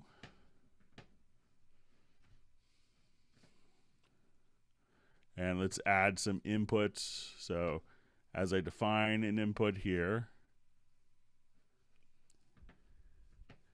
or define further outputs, let's say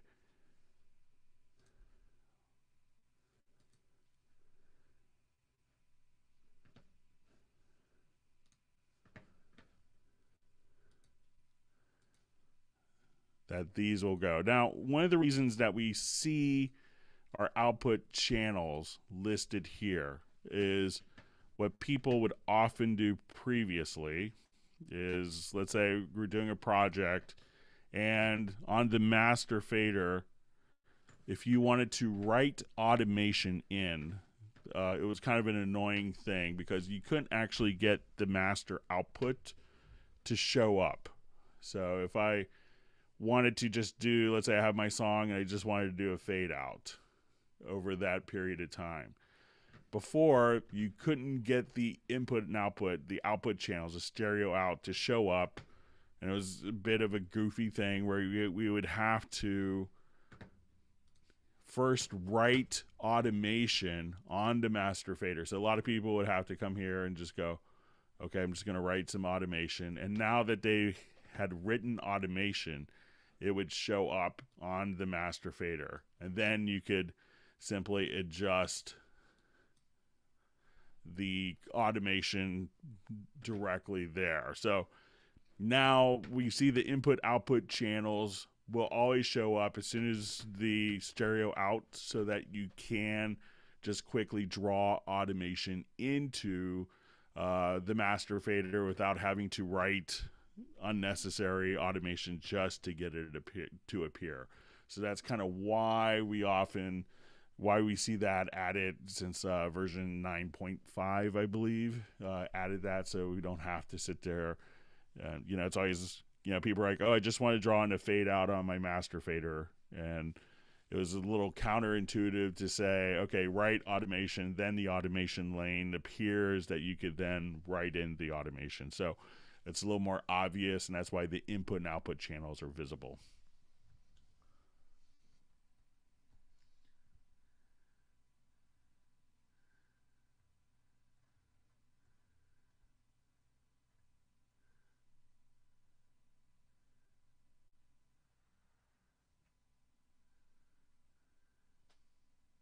I just gone through some of the more questions. I scrolled down too far, so just give me a second, get back, and we'll keep going. Thanks everyone for wonderful questions.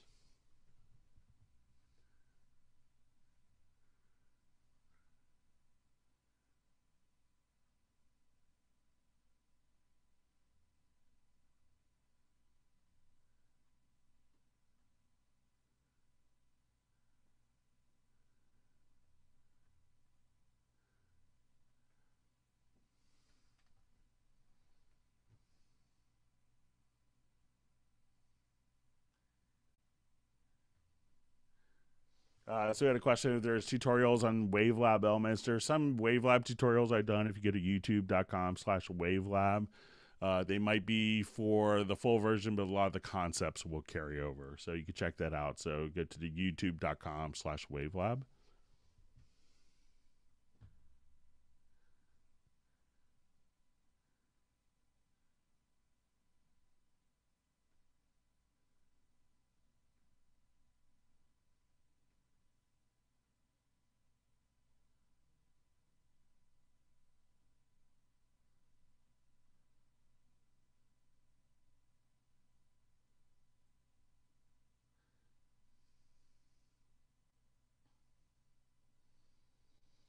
All right, so I see a question about can a control room mains be assigned on and off to a key command? So is there? I'm not sure if So with that question, if you can maybe answer like why you want it to be on and off, or if you just wanted it to be muted. So, you know, so if you could explain that, if you wanted to be muted or why the need for on or off, I may be able to come up with something, but I'll continue on for now.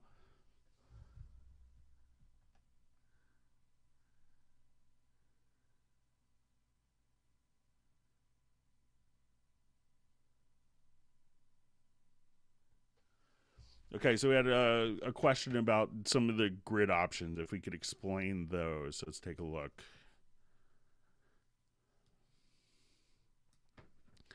All right, so let's say I have an event here, and we'll give it a color so it's a little more obvious as we move it around.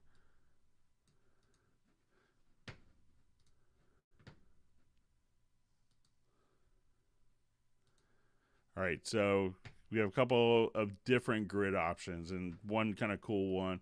So if I wanted to have my grid to bar as I would move an event, I'll zoom in here, it's going to only allow you to move it to start the event on the bar line.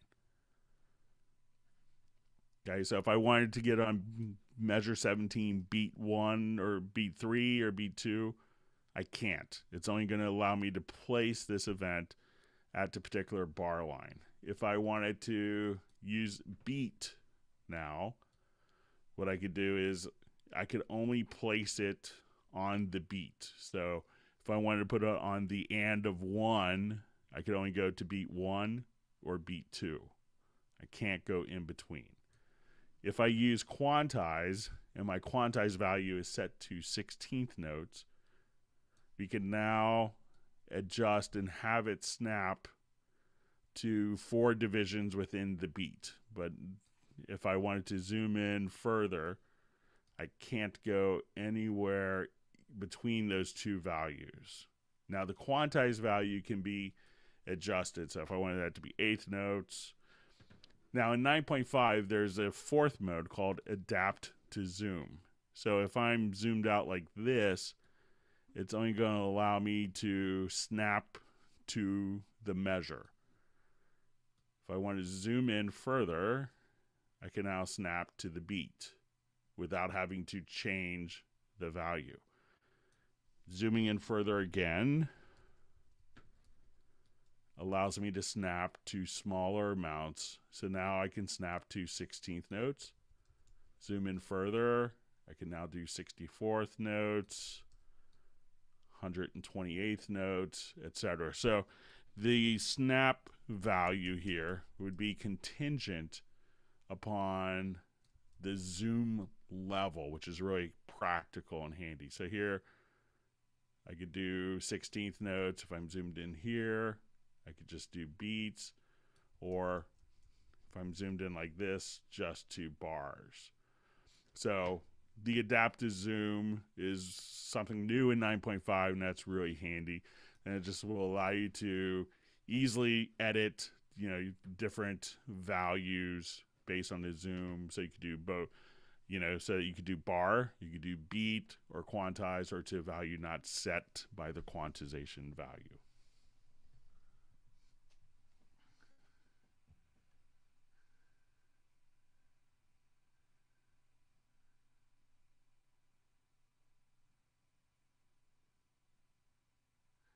All right, so we had a question about, and this may be just kind of a reiteration from before if I misunderstood. So let me just take a look at this.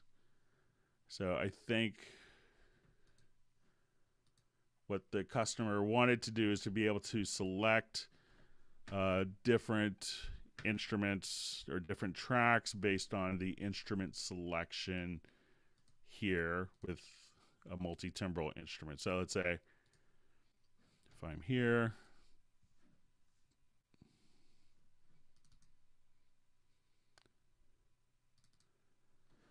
I could have that turned on. So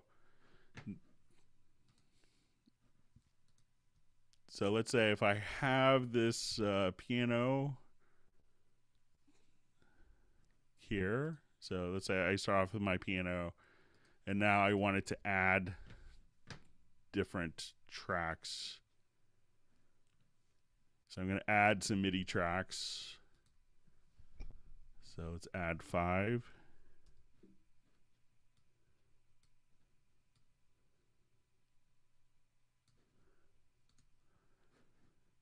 All right, so as soon as I come here, and if I select this, it doesn't select the track automatically, but if I select this track, it automatically selects the event or that particular instrument. That's how it works with kind of Steinberg instruments. I'm not sure if it does it with all instruments, but as I go here, we can select the track here, but not necessarily from the instrument to have that select the track. So I think that might be what the question is kind of pertaining to. So I know that the track selection will update and reflect the changes in the particular instrument like that.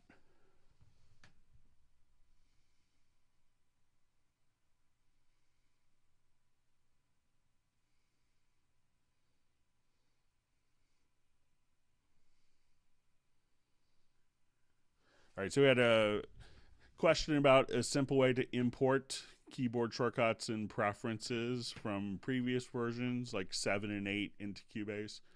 I believe 8.5 maybe came with a profile manager, and a lot of people still don't use this feature, and it's a great feature where you could actually just simply import, you could save your settings on, like, I believe it was 8.5. This may have been incorporated, may have been 9, but you could kind of save, and this would include like your keyboard shortcuts and preferences, and so you could have those set up there. So there is kind of a user settings folder that you could access, and it's different on Mac and PC. So, but going to your key commands, you could just simply, save.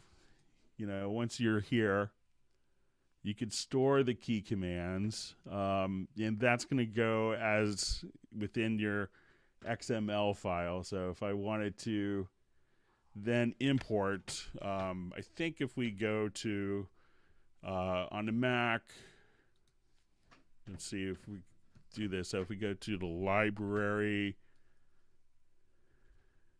so you have to hold down kind of the Option key, and then the library becomes available, and then go to your Cubase preferences.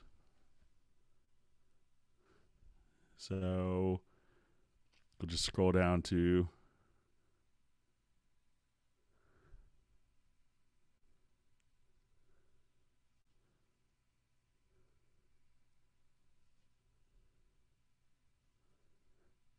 and you could actually see the different key commands here within the preferences.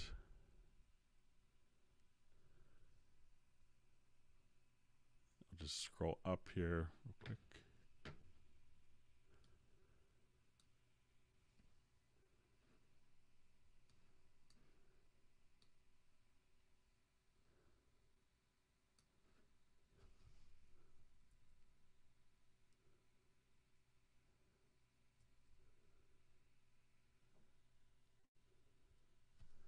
So once you go to preferences, you'll see like your Cubase 9 preferences, and then you'll see like key commands and all your different functions here. If you're on Windows, if you go to like the Start Globe, then you can just go to the application and don't go to the program, but go to like all programs, find Steinberg Cubase, and where you would see the icon to launch the program, you'd see the application data settings folder, and that would allow you to copy those files over.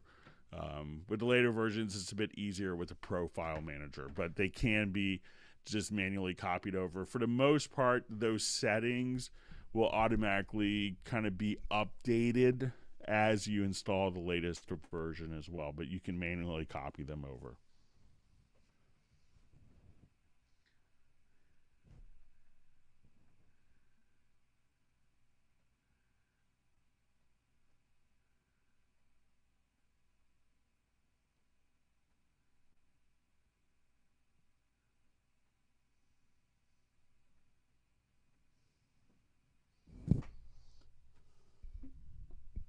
All right, just reading through some of the questions.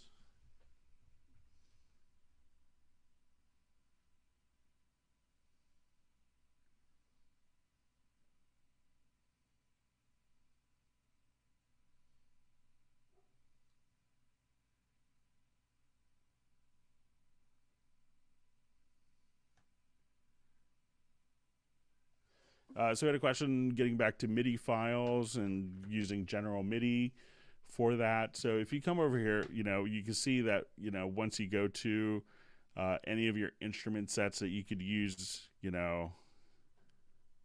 you just come here and just type in GM, that you can find, all of your general MIDI sounds will be kind of indicated like so. So let's say if I just want to come here, let's go to acoustic piano, and as you kind of scroll down, or usually kind of maybe at the top, you can see all of your different general MIDI compatible instruments. So once those are set, I think if we go to the export and MIDI file, we'll take a look here. Let's do a quick test of that and see if it gives us options. So once we go to there, you have different options here. Let me see if this includes the program change. Okay, let me just see if it's also. So if you're using those, that I believe will kind of set the program changes for that when it exports. But let me see if there's another preference. And we'll go under MIDI file. So if you just, have that from the inspector, so as soon as you kind of come here, you could also just select your different patches from your inspector, and that's the option under preferences. So if you go under preferences, make sure that you have, if you do the patches directly from here, that you could then just export the inspector patch, and that should carry over for you. So you should be all set with that.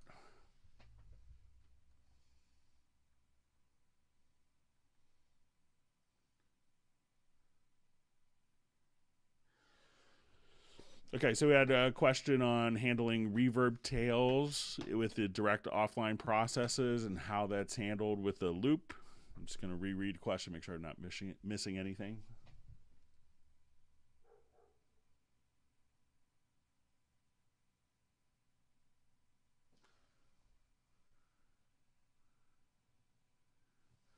All right, so let's say we have a drum loop. It's a great question about, so I just want to take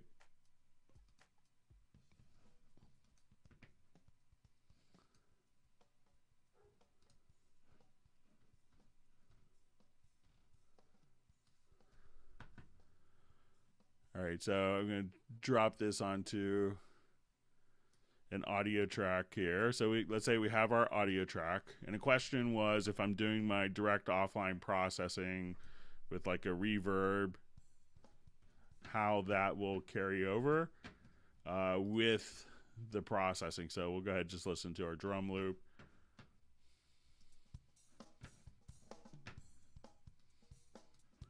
And I'll just slow that way down so it sounds a little more reasonable.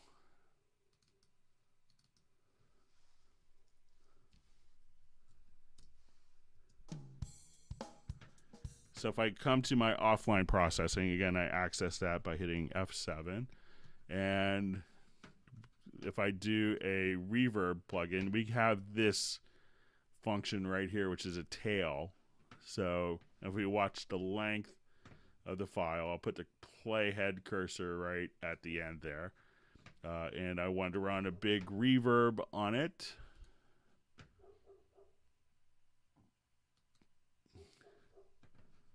Let's do just a obnoxiously large hall. Do Japanese concert hall.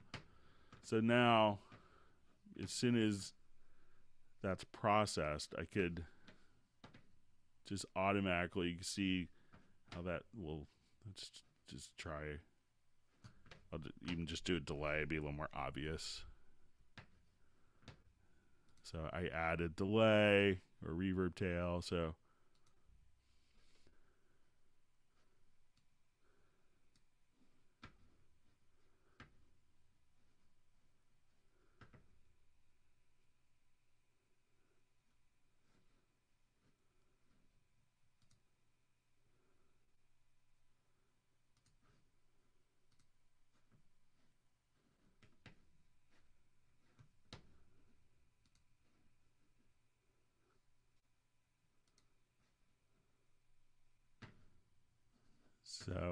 just kind of, you have your different settings kind of right here for your tail. So it doesn't seem to be doing it for me visually. Let me just try another file. Maybe that's protected. I'll show you in this file.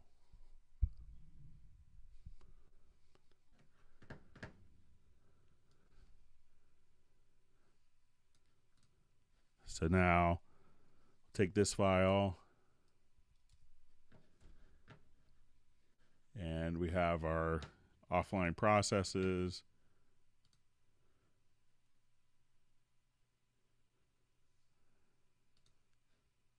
And you can see how the project, the audio file will just get longer. So if I undo that, redo it, it'll just automatically add the tail size for you.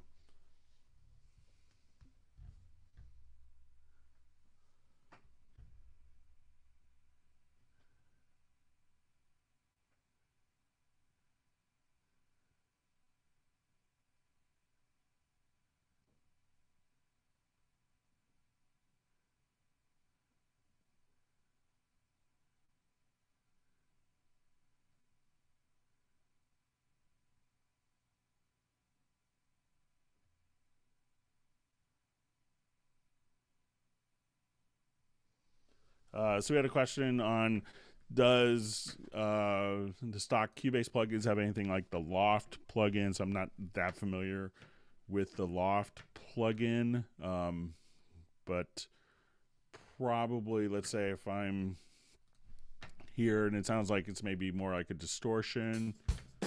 So let's say if I wanted to, there's a couple of distortion options. Let's say if I want to take this, I want to take my drums, and you mentioned kind of like the Bit Crusher may not have been doing it for you. One to check out would probably be under distortion, Quadrifuzz.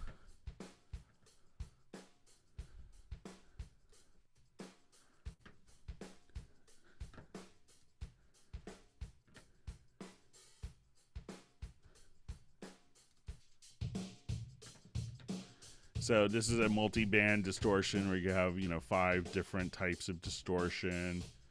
You could set kind of the amount. So I think probably if you play around with this may kind of get you some different results.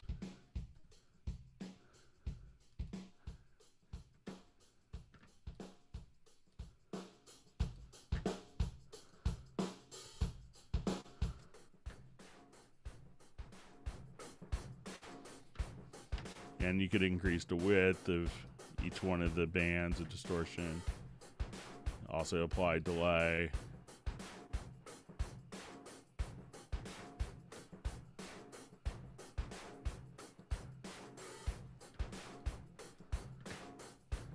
So I think there's probably a lot of great options in there if you're looking for like creative uses of distortion. So it's kind of a well-known tool that's kind of a favorite tool of many people.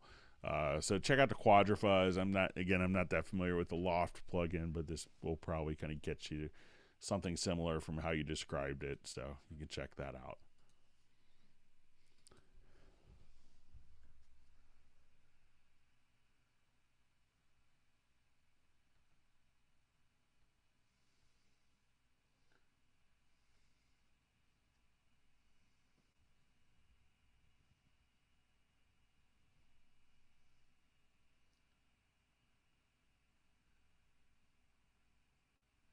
I see Tony Ray Jones is on the Hangout. Good to have you here with us, Tony.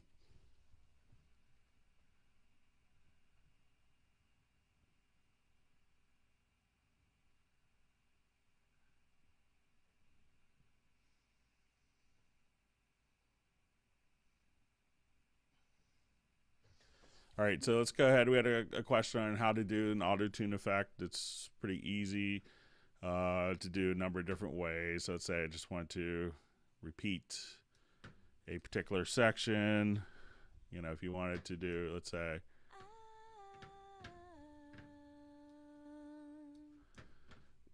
so one way is you can come here directly if you want to do it more graphically oriented.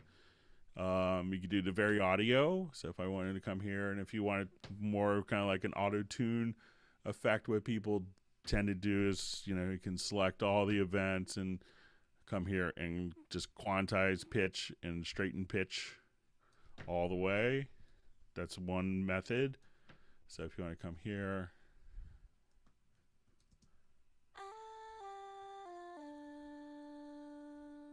so there's also just a standard stock pitch correct plugin that you could apply as well. So if you go to your inserts and just go to pitch correct under pitch shift.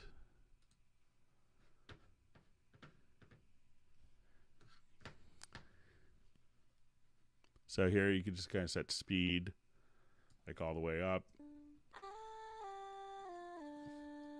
And tolerance as well.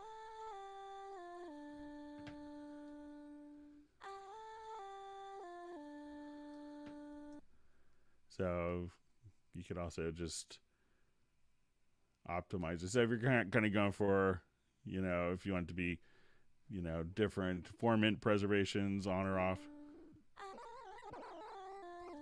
So, you know, all sorts of different processes that you could do there. So those are two kind of easy ways. So again, the pitch correct plugin, which is found under pitch shift, or just using the VariAudio can get you kind of like an auto-tune sound. But if you want it to be very natural, the pitch, you know, the pitch, the VariAudio is ideal for if you don't want it to be sounding processed.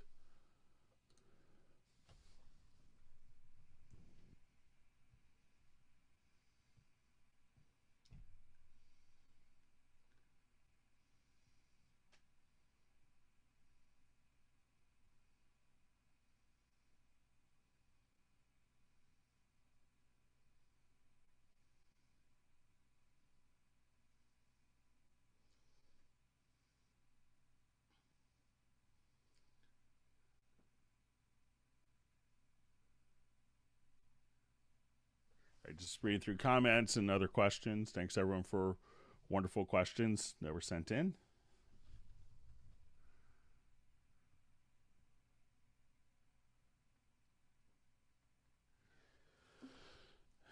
Okay, so we had a question. If you have a track and you wanted to add delay or reverb just to a certain part of it, what can you do? So let's go ahead, and this will fall into kind of the offline processes as well. So let's say right at the end, I want a delay to kick in. I could use the range selection tool. And again, go to my offline processes. And if I don't hit the wrong button, sorry about that.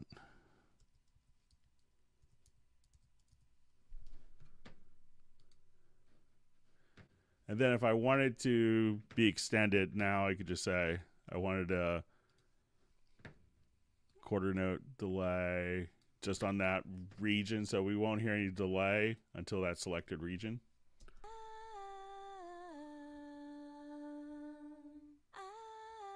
So let's say I'll just have this extended over, and I'll do like, let's say a quarter note delay, and that will just kind of reprocess it. So now whatever range I have selected,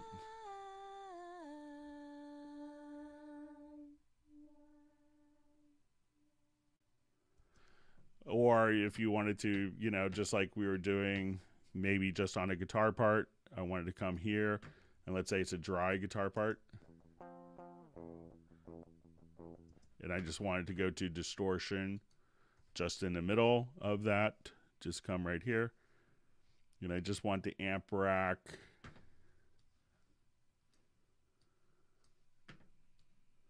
only on just that middle portion. So as soon as we place back, I go to distortion, VST amp rack. So now when I play back just the audio file, it's dry.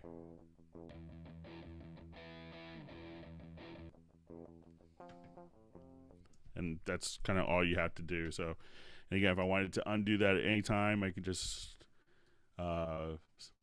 select all and then just right click, and I could always undo it. So I could just delete all the files. So if you want to process just a delay in a vocal or whatever you wanted to do, it's kind of very easy to work with and just process. And a lot of people use unnecessary sends and all sorts of automation techniques to get that to function, or you could just very easily just use the direct offline processes.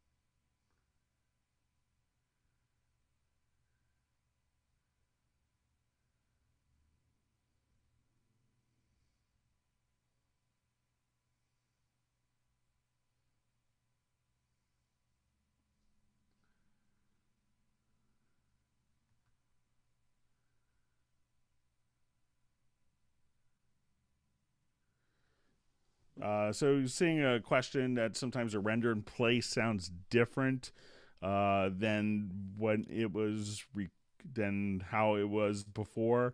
Sometimes, you know, it could be that I know some people will do a render in place, and if they have effects, they render in place and do a replace. And let's say if you had compression, that then, you know, if you replace it on the same track, sometimes you may still have the compression inserts on the track. So I see sometimes people do a render in place and they replace the events on the track, and then they're running through the second stage of processing unintentionally.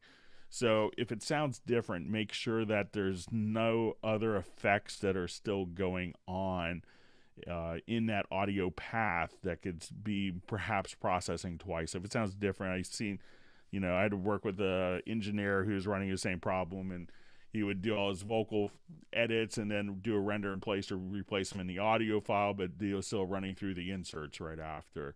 So it was almost like being compressed and compressed right afterwards. So it's just something to be aware of if it does sound different.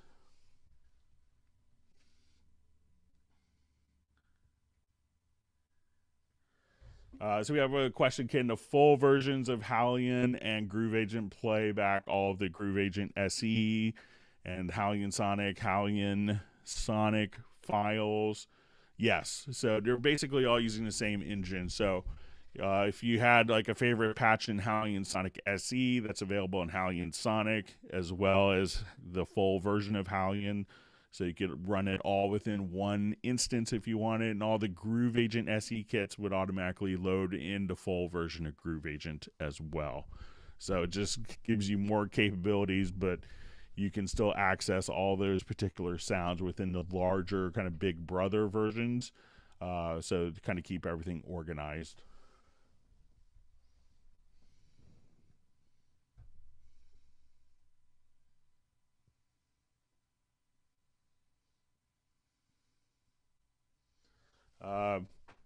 So we got a question: is there an easy way to do audio noise or pink noise within Cubase? Yeah, so if we come here, let's say we add an audio track. I'll just make this my active project.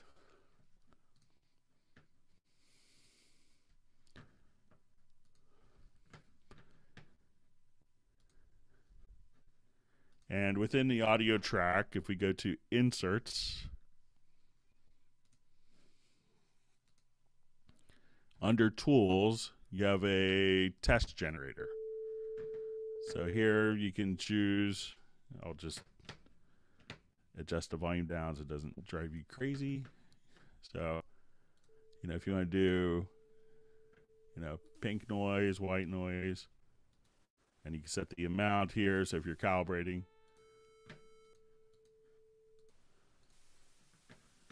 so again, just right within a plugin. So the plugin is Test Generator. So it's under Tools.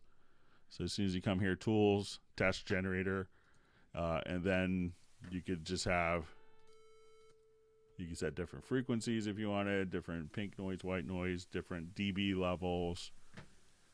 So all that is available directly within the Test Generator plugin.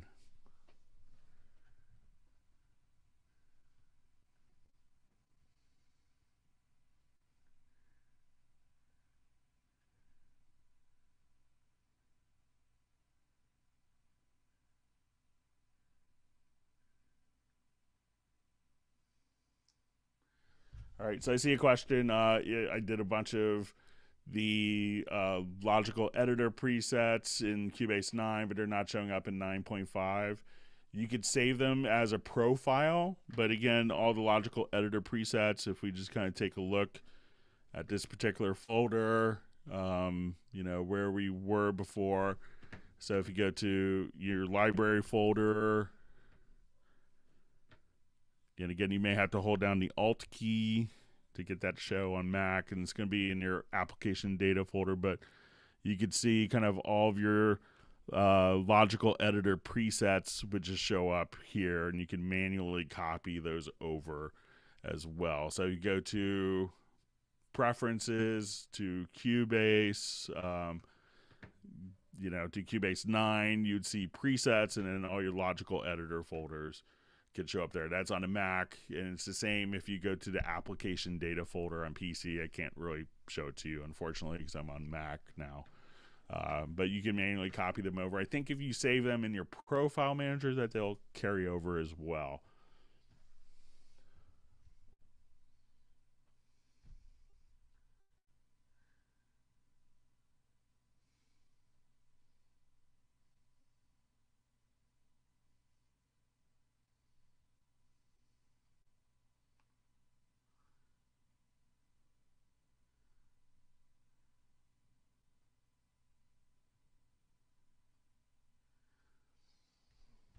So getting a question from Albania about assigning the, let me just, about zooming to the upper right, lower left. Let me just reread it again.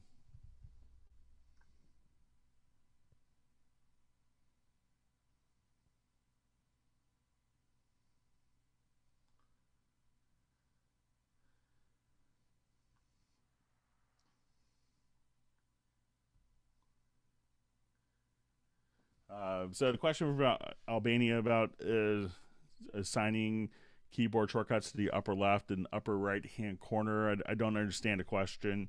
So I wish I could speak other languages and read them and understand. So if possible, if you could maybe re-ask the question, that would be helpful.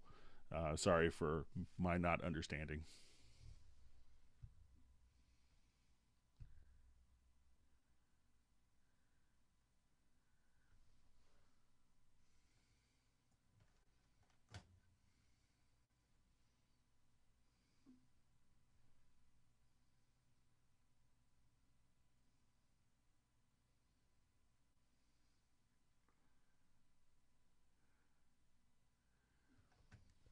So I see a question. I'm not sure if I know the exact answer. If you sold your e-license or the Cubase license, can the other person put onto their account? Different distributors may handle this differently. You may want to check with your local distributor, and there may be a license transfer fee, but I'm not absolutely sure. But I think the program would work regardless.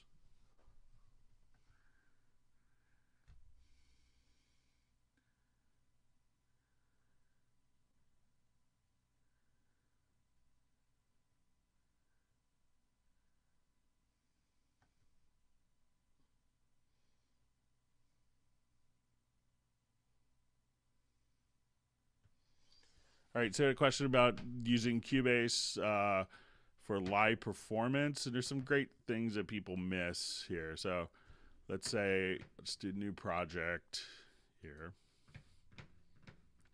And you could kind of do this a lot with some of the different arranger track modes.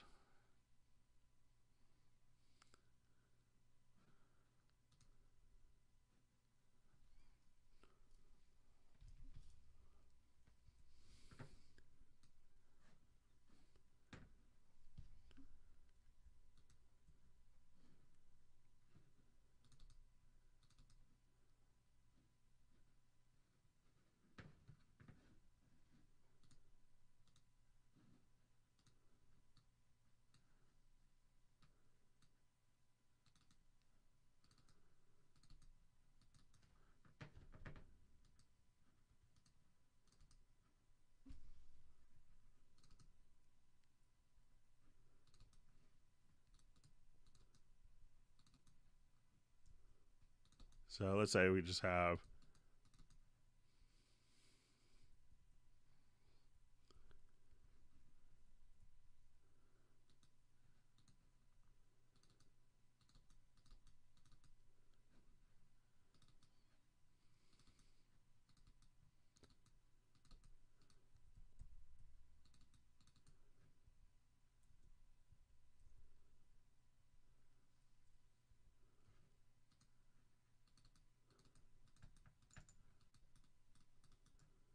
all right. So let's say if I had like a number of different songs, kind of like this, we'll say.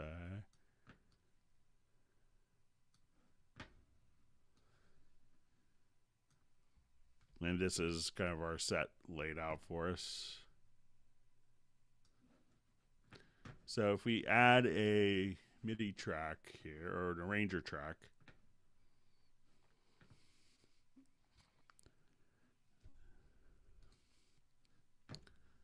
what you could do is just simply add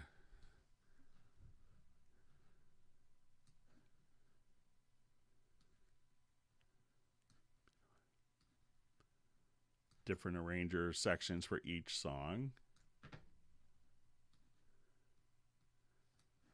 We could now kind of place these arranger tracks into whatever order.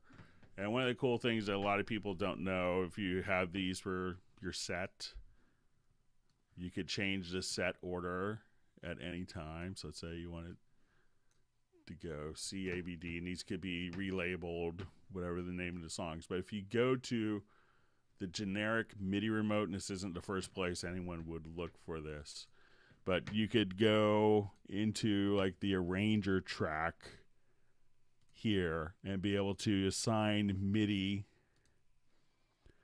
to play the next song, trigger the next event, all right here. So what a lot of people do is take multiple songs, place it into one big project, and each of these could be placed into different folders if you wanted to, and have it around, and then just take the arranger track and be able to kind of change the order and treat those at kind of a very macro level, so that you can say, okay, this is my arranger here, and use the different MIDI functions within the studio setup of the generic remote control to go to next event, go to the next arranger track, and then everything. You could have 20 different arranger tracks that you could have stored directly within a particular project. So you have one set as one project, a second set if you needed more than 20 songs. And then you could easily jump around.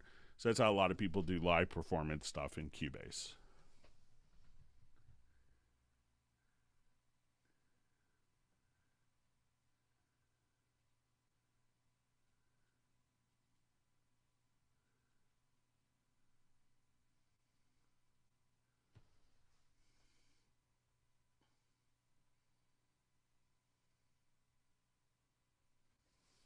All right, so we had a question about copying audio files on top of each other and not having them go to different lanes. So see if I could reproduce that.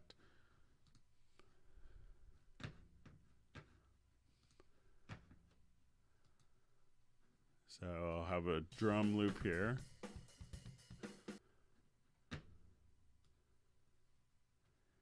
All right, and we'll zoom in on that. So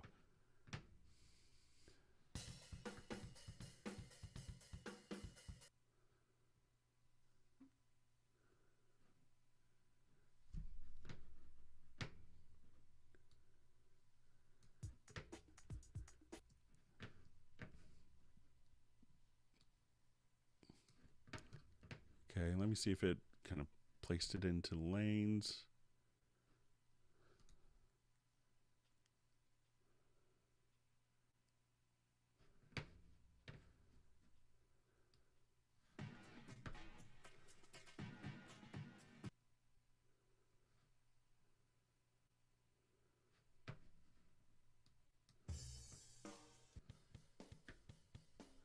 So I'm just dragging events kind of on top of each other here.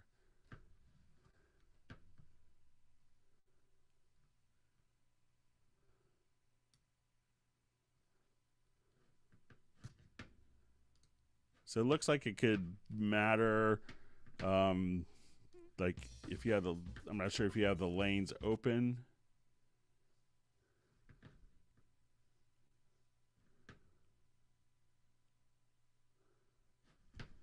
And let me just see if it's a modifier key makes a difference.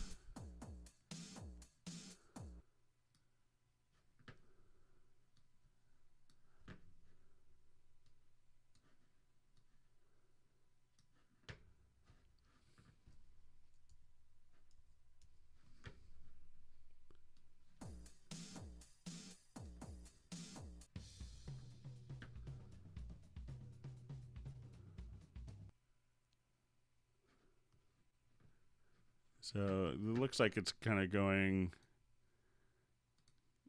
directly on top. So see if holding down like a modifier key, sometimes a shift key may replace it if you wanted it to be replaced with the files. So try experimenting with that.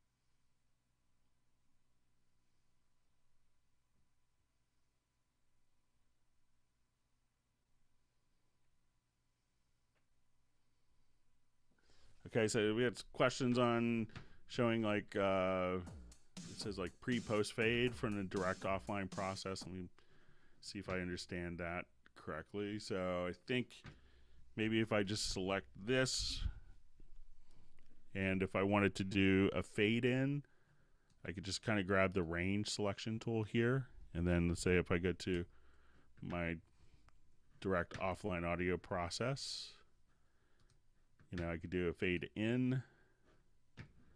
And if you wanted to have different types of fade ins or customize your own fades that you could store as a preset. And if I just take that range, I could conversely come here and do a fade out. And then if I wanted to fade in just the middle of that section, so, and fade out of just that particular portion. So I think that's what the question was. But again, that would be handled under the processes versus the plugins. So if I misunderstood, just let me know. And we could delete all and go right back.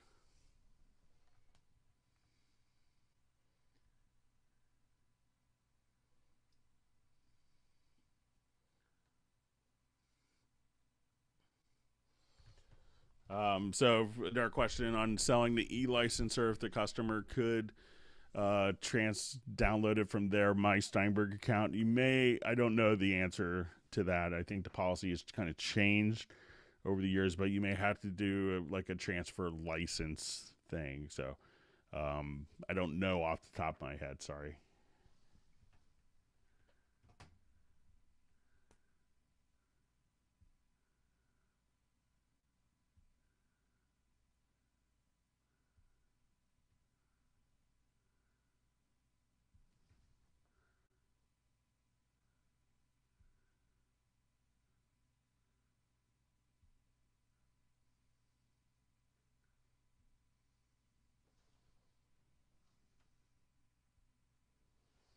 Just reading through more comments, questions. Thanks everyone for wonderful questions.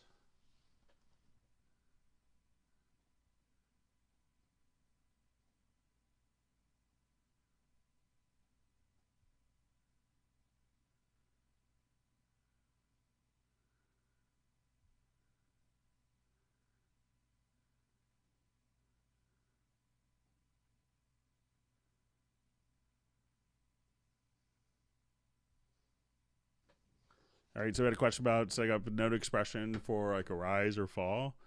So I think that's probably pitch related. So let me see. I think I.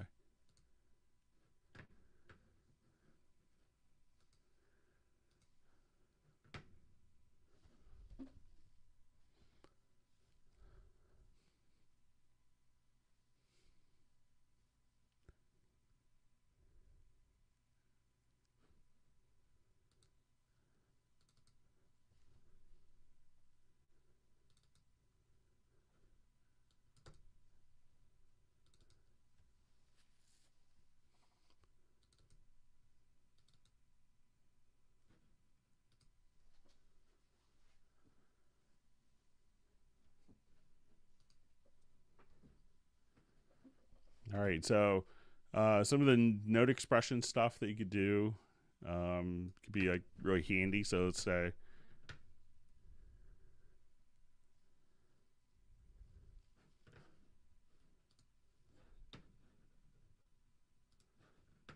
make sure I don't kill everyone volume wise here. So let me just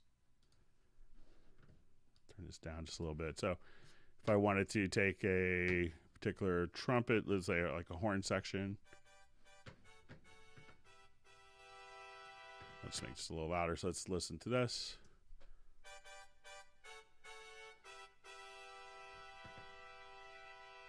So if you want to do some different aspects of note expression to make it sound a little more realistic, you know, some things that you could do is when we're in the MIDI editor itself, you could go to the note expression tab and you could select kind of, you know, different parameters that are available for different instruments. So if I wanted to do tuning, so now when I double click on a note,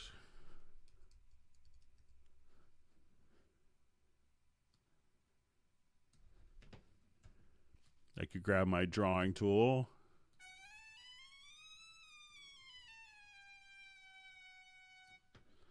or if I wanted to do volume control, and this works at a VST 3.5 instrument, I can now select volume, and then if I wanted to kind of just ramp down, let me just change my tool to like a line tool here.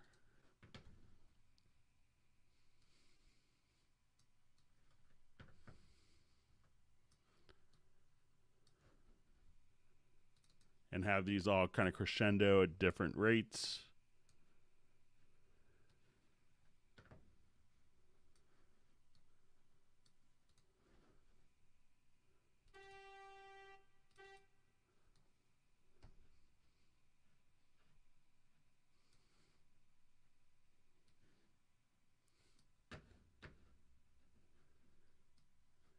So now we could just kind of come over here, and if you wanted to, let me just,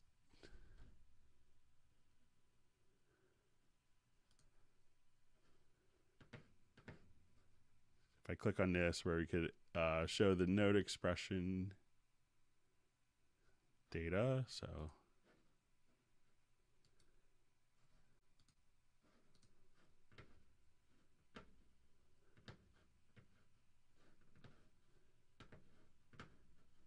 just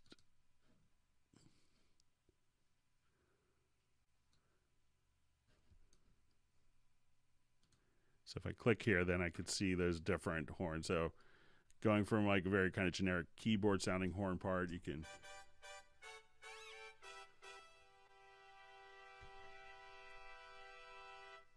do creative, more musical stuff like that.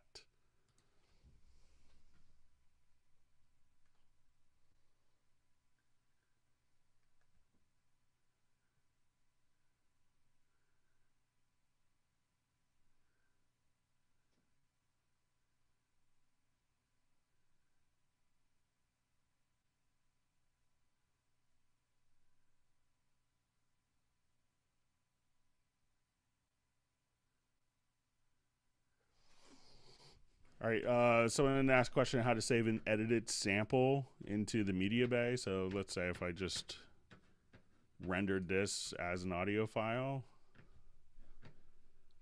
we'll say I'll just do a quick render in place.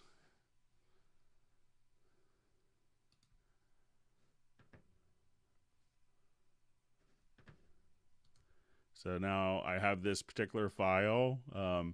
So really, you know, the media bay doesn't, you don't have to save it specifically for the media bay, but what you can do in media bay that a lot of people miss is if you go to the lower left-hand corner, you could activate, make sure that you have this particular window turned on the file browser, and any file that is activated here in the file browser. So if I wanted to go to my desktop and look for particular functions, I could just say, look on my desktop, and you know, this could find, you know, whatever audio file I want. I could activate and say, just look for audio files in that specific location. So, you know, as long as Media Bay is told to look into that folder, you could just do a quick rescan. It will automatically find it for you. So you don't have to do anything to save a file to be accessed in Media Bay. Just make sure that Media Bay is looking in that particular folder, and you should be all set.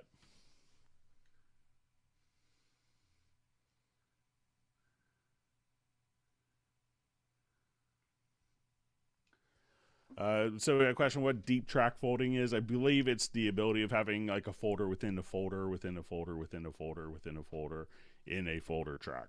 So I believe that's what the deep track folding refers to.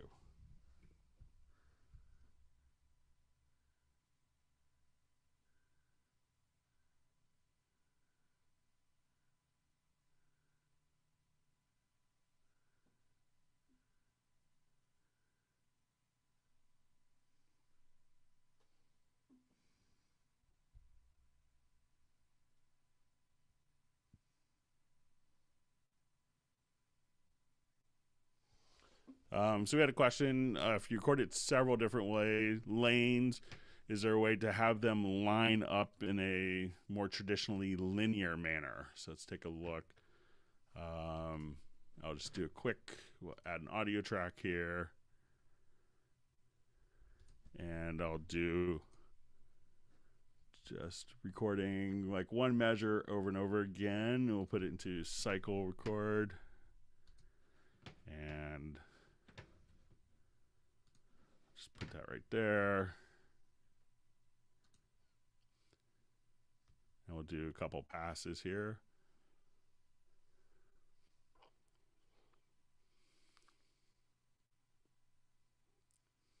Okay, so we've done several different takes. So these can all show up in their respective lanes for each take. But if you want to see them linearly, I think if we go to the audio menu and say add events to part,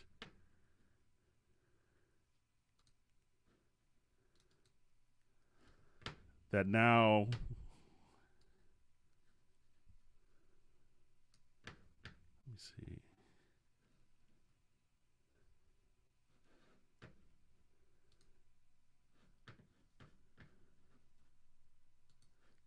All right, let me just undo that.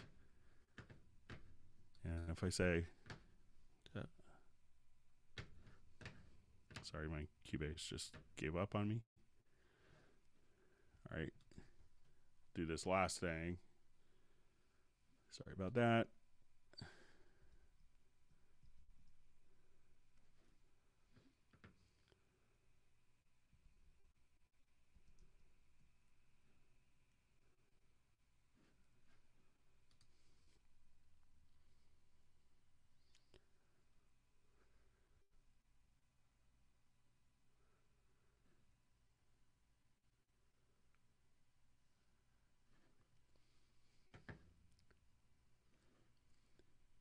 right, so I think I have a project that may can have something like this. Let me see if I can find it really quickly.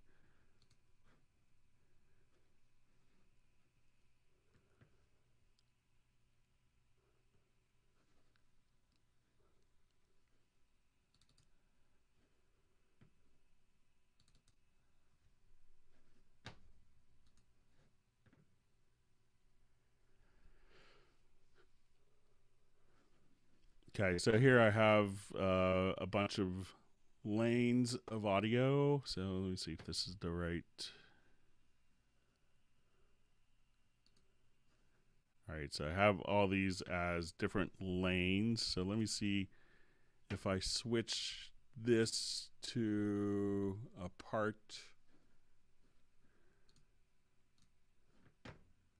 select it, say events to part.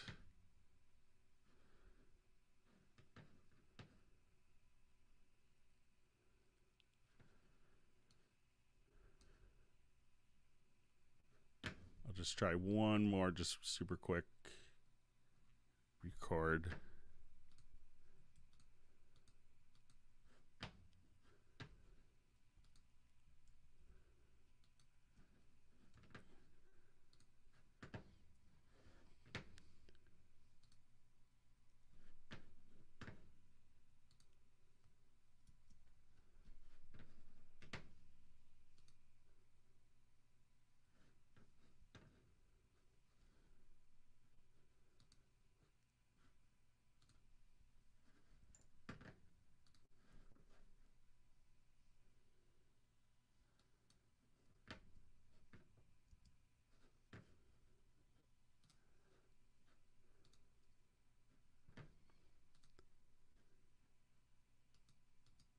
Let's try a new project really quick. Sorry about that.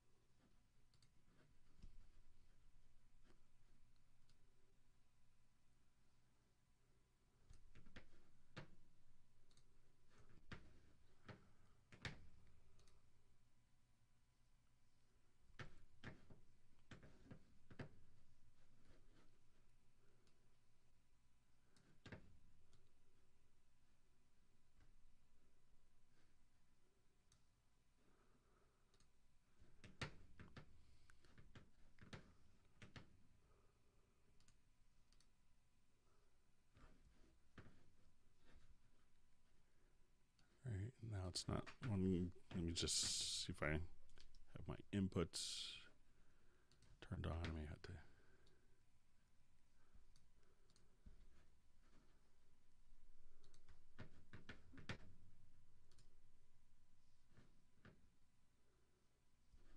All right, doesn't want me to record for some reason. Let me just.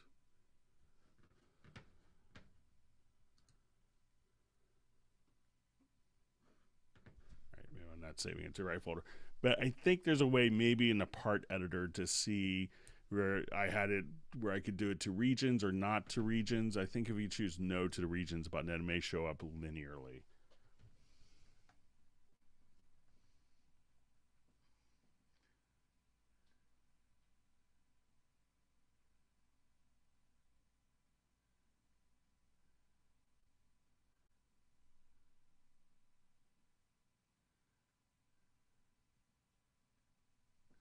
All right, so we've gone a little over 3 hours now, and I have to go pick up my son. I know there's a couple questions that are still lingering, but sorry we didn't get to every question, but I hope that everyone has learned a trick or two. And again, if you have questions, you can send them to me at clubcubase at steinberg.net, or and if someone is going through this, if they're going to watch it again, if they want to do an index of all the topics that we covered, it's always helpful for people. I hope everyone's learned a couple tips and tricks, and we'll be doing it probably another one in about 2 weeks. So look for the second week of February. We'll do another hangout. Thanks everyone for the wonderful questions, and we'll go ahead and wrap up. And we'll see you next time. Thanks for all your support, and we'll see you on the next Hangout.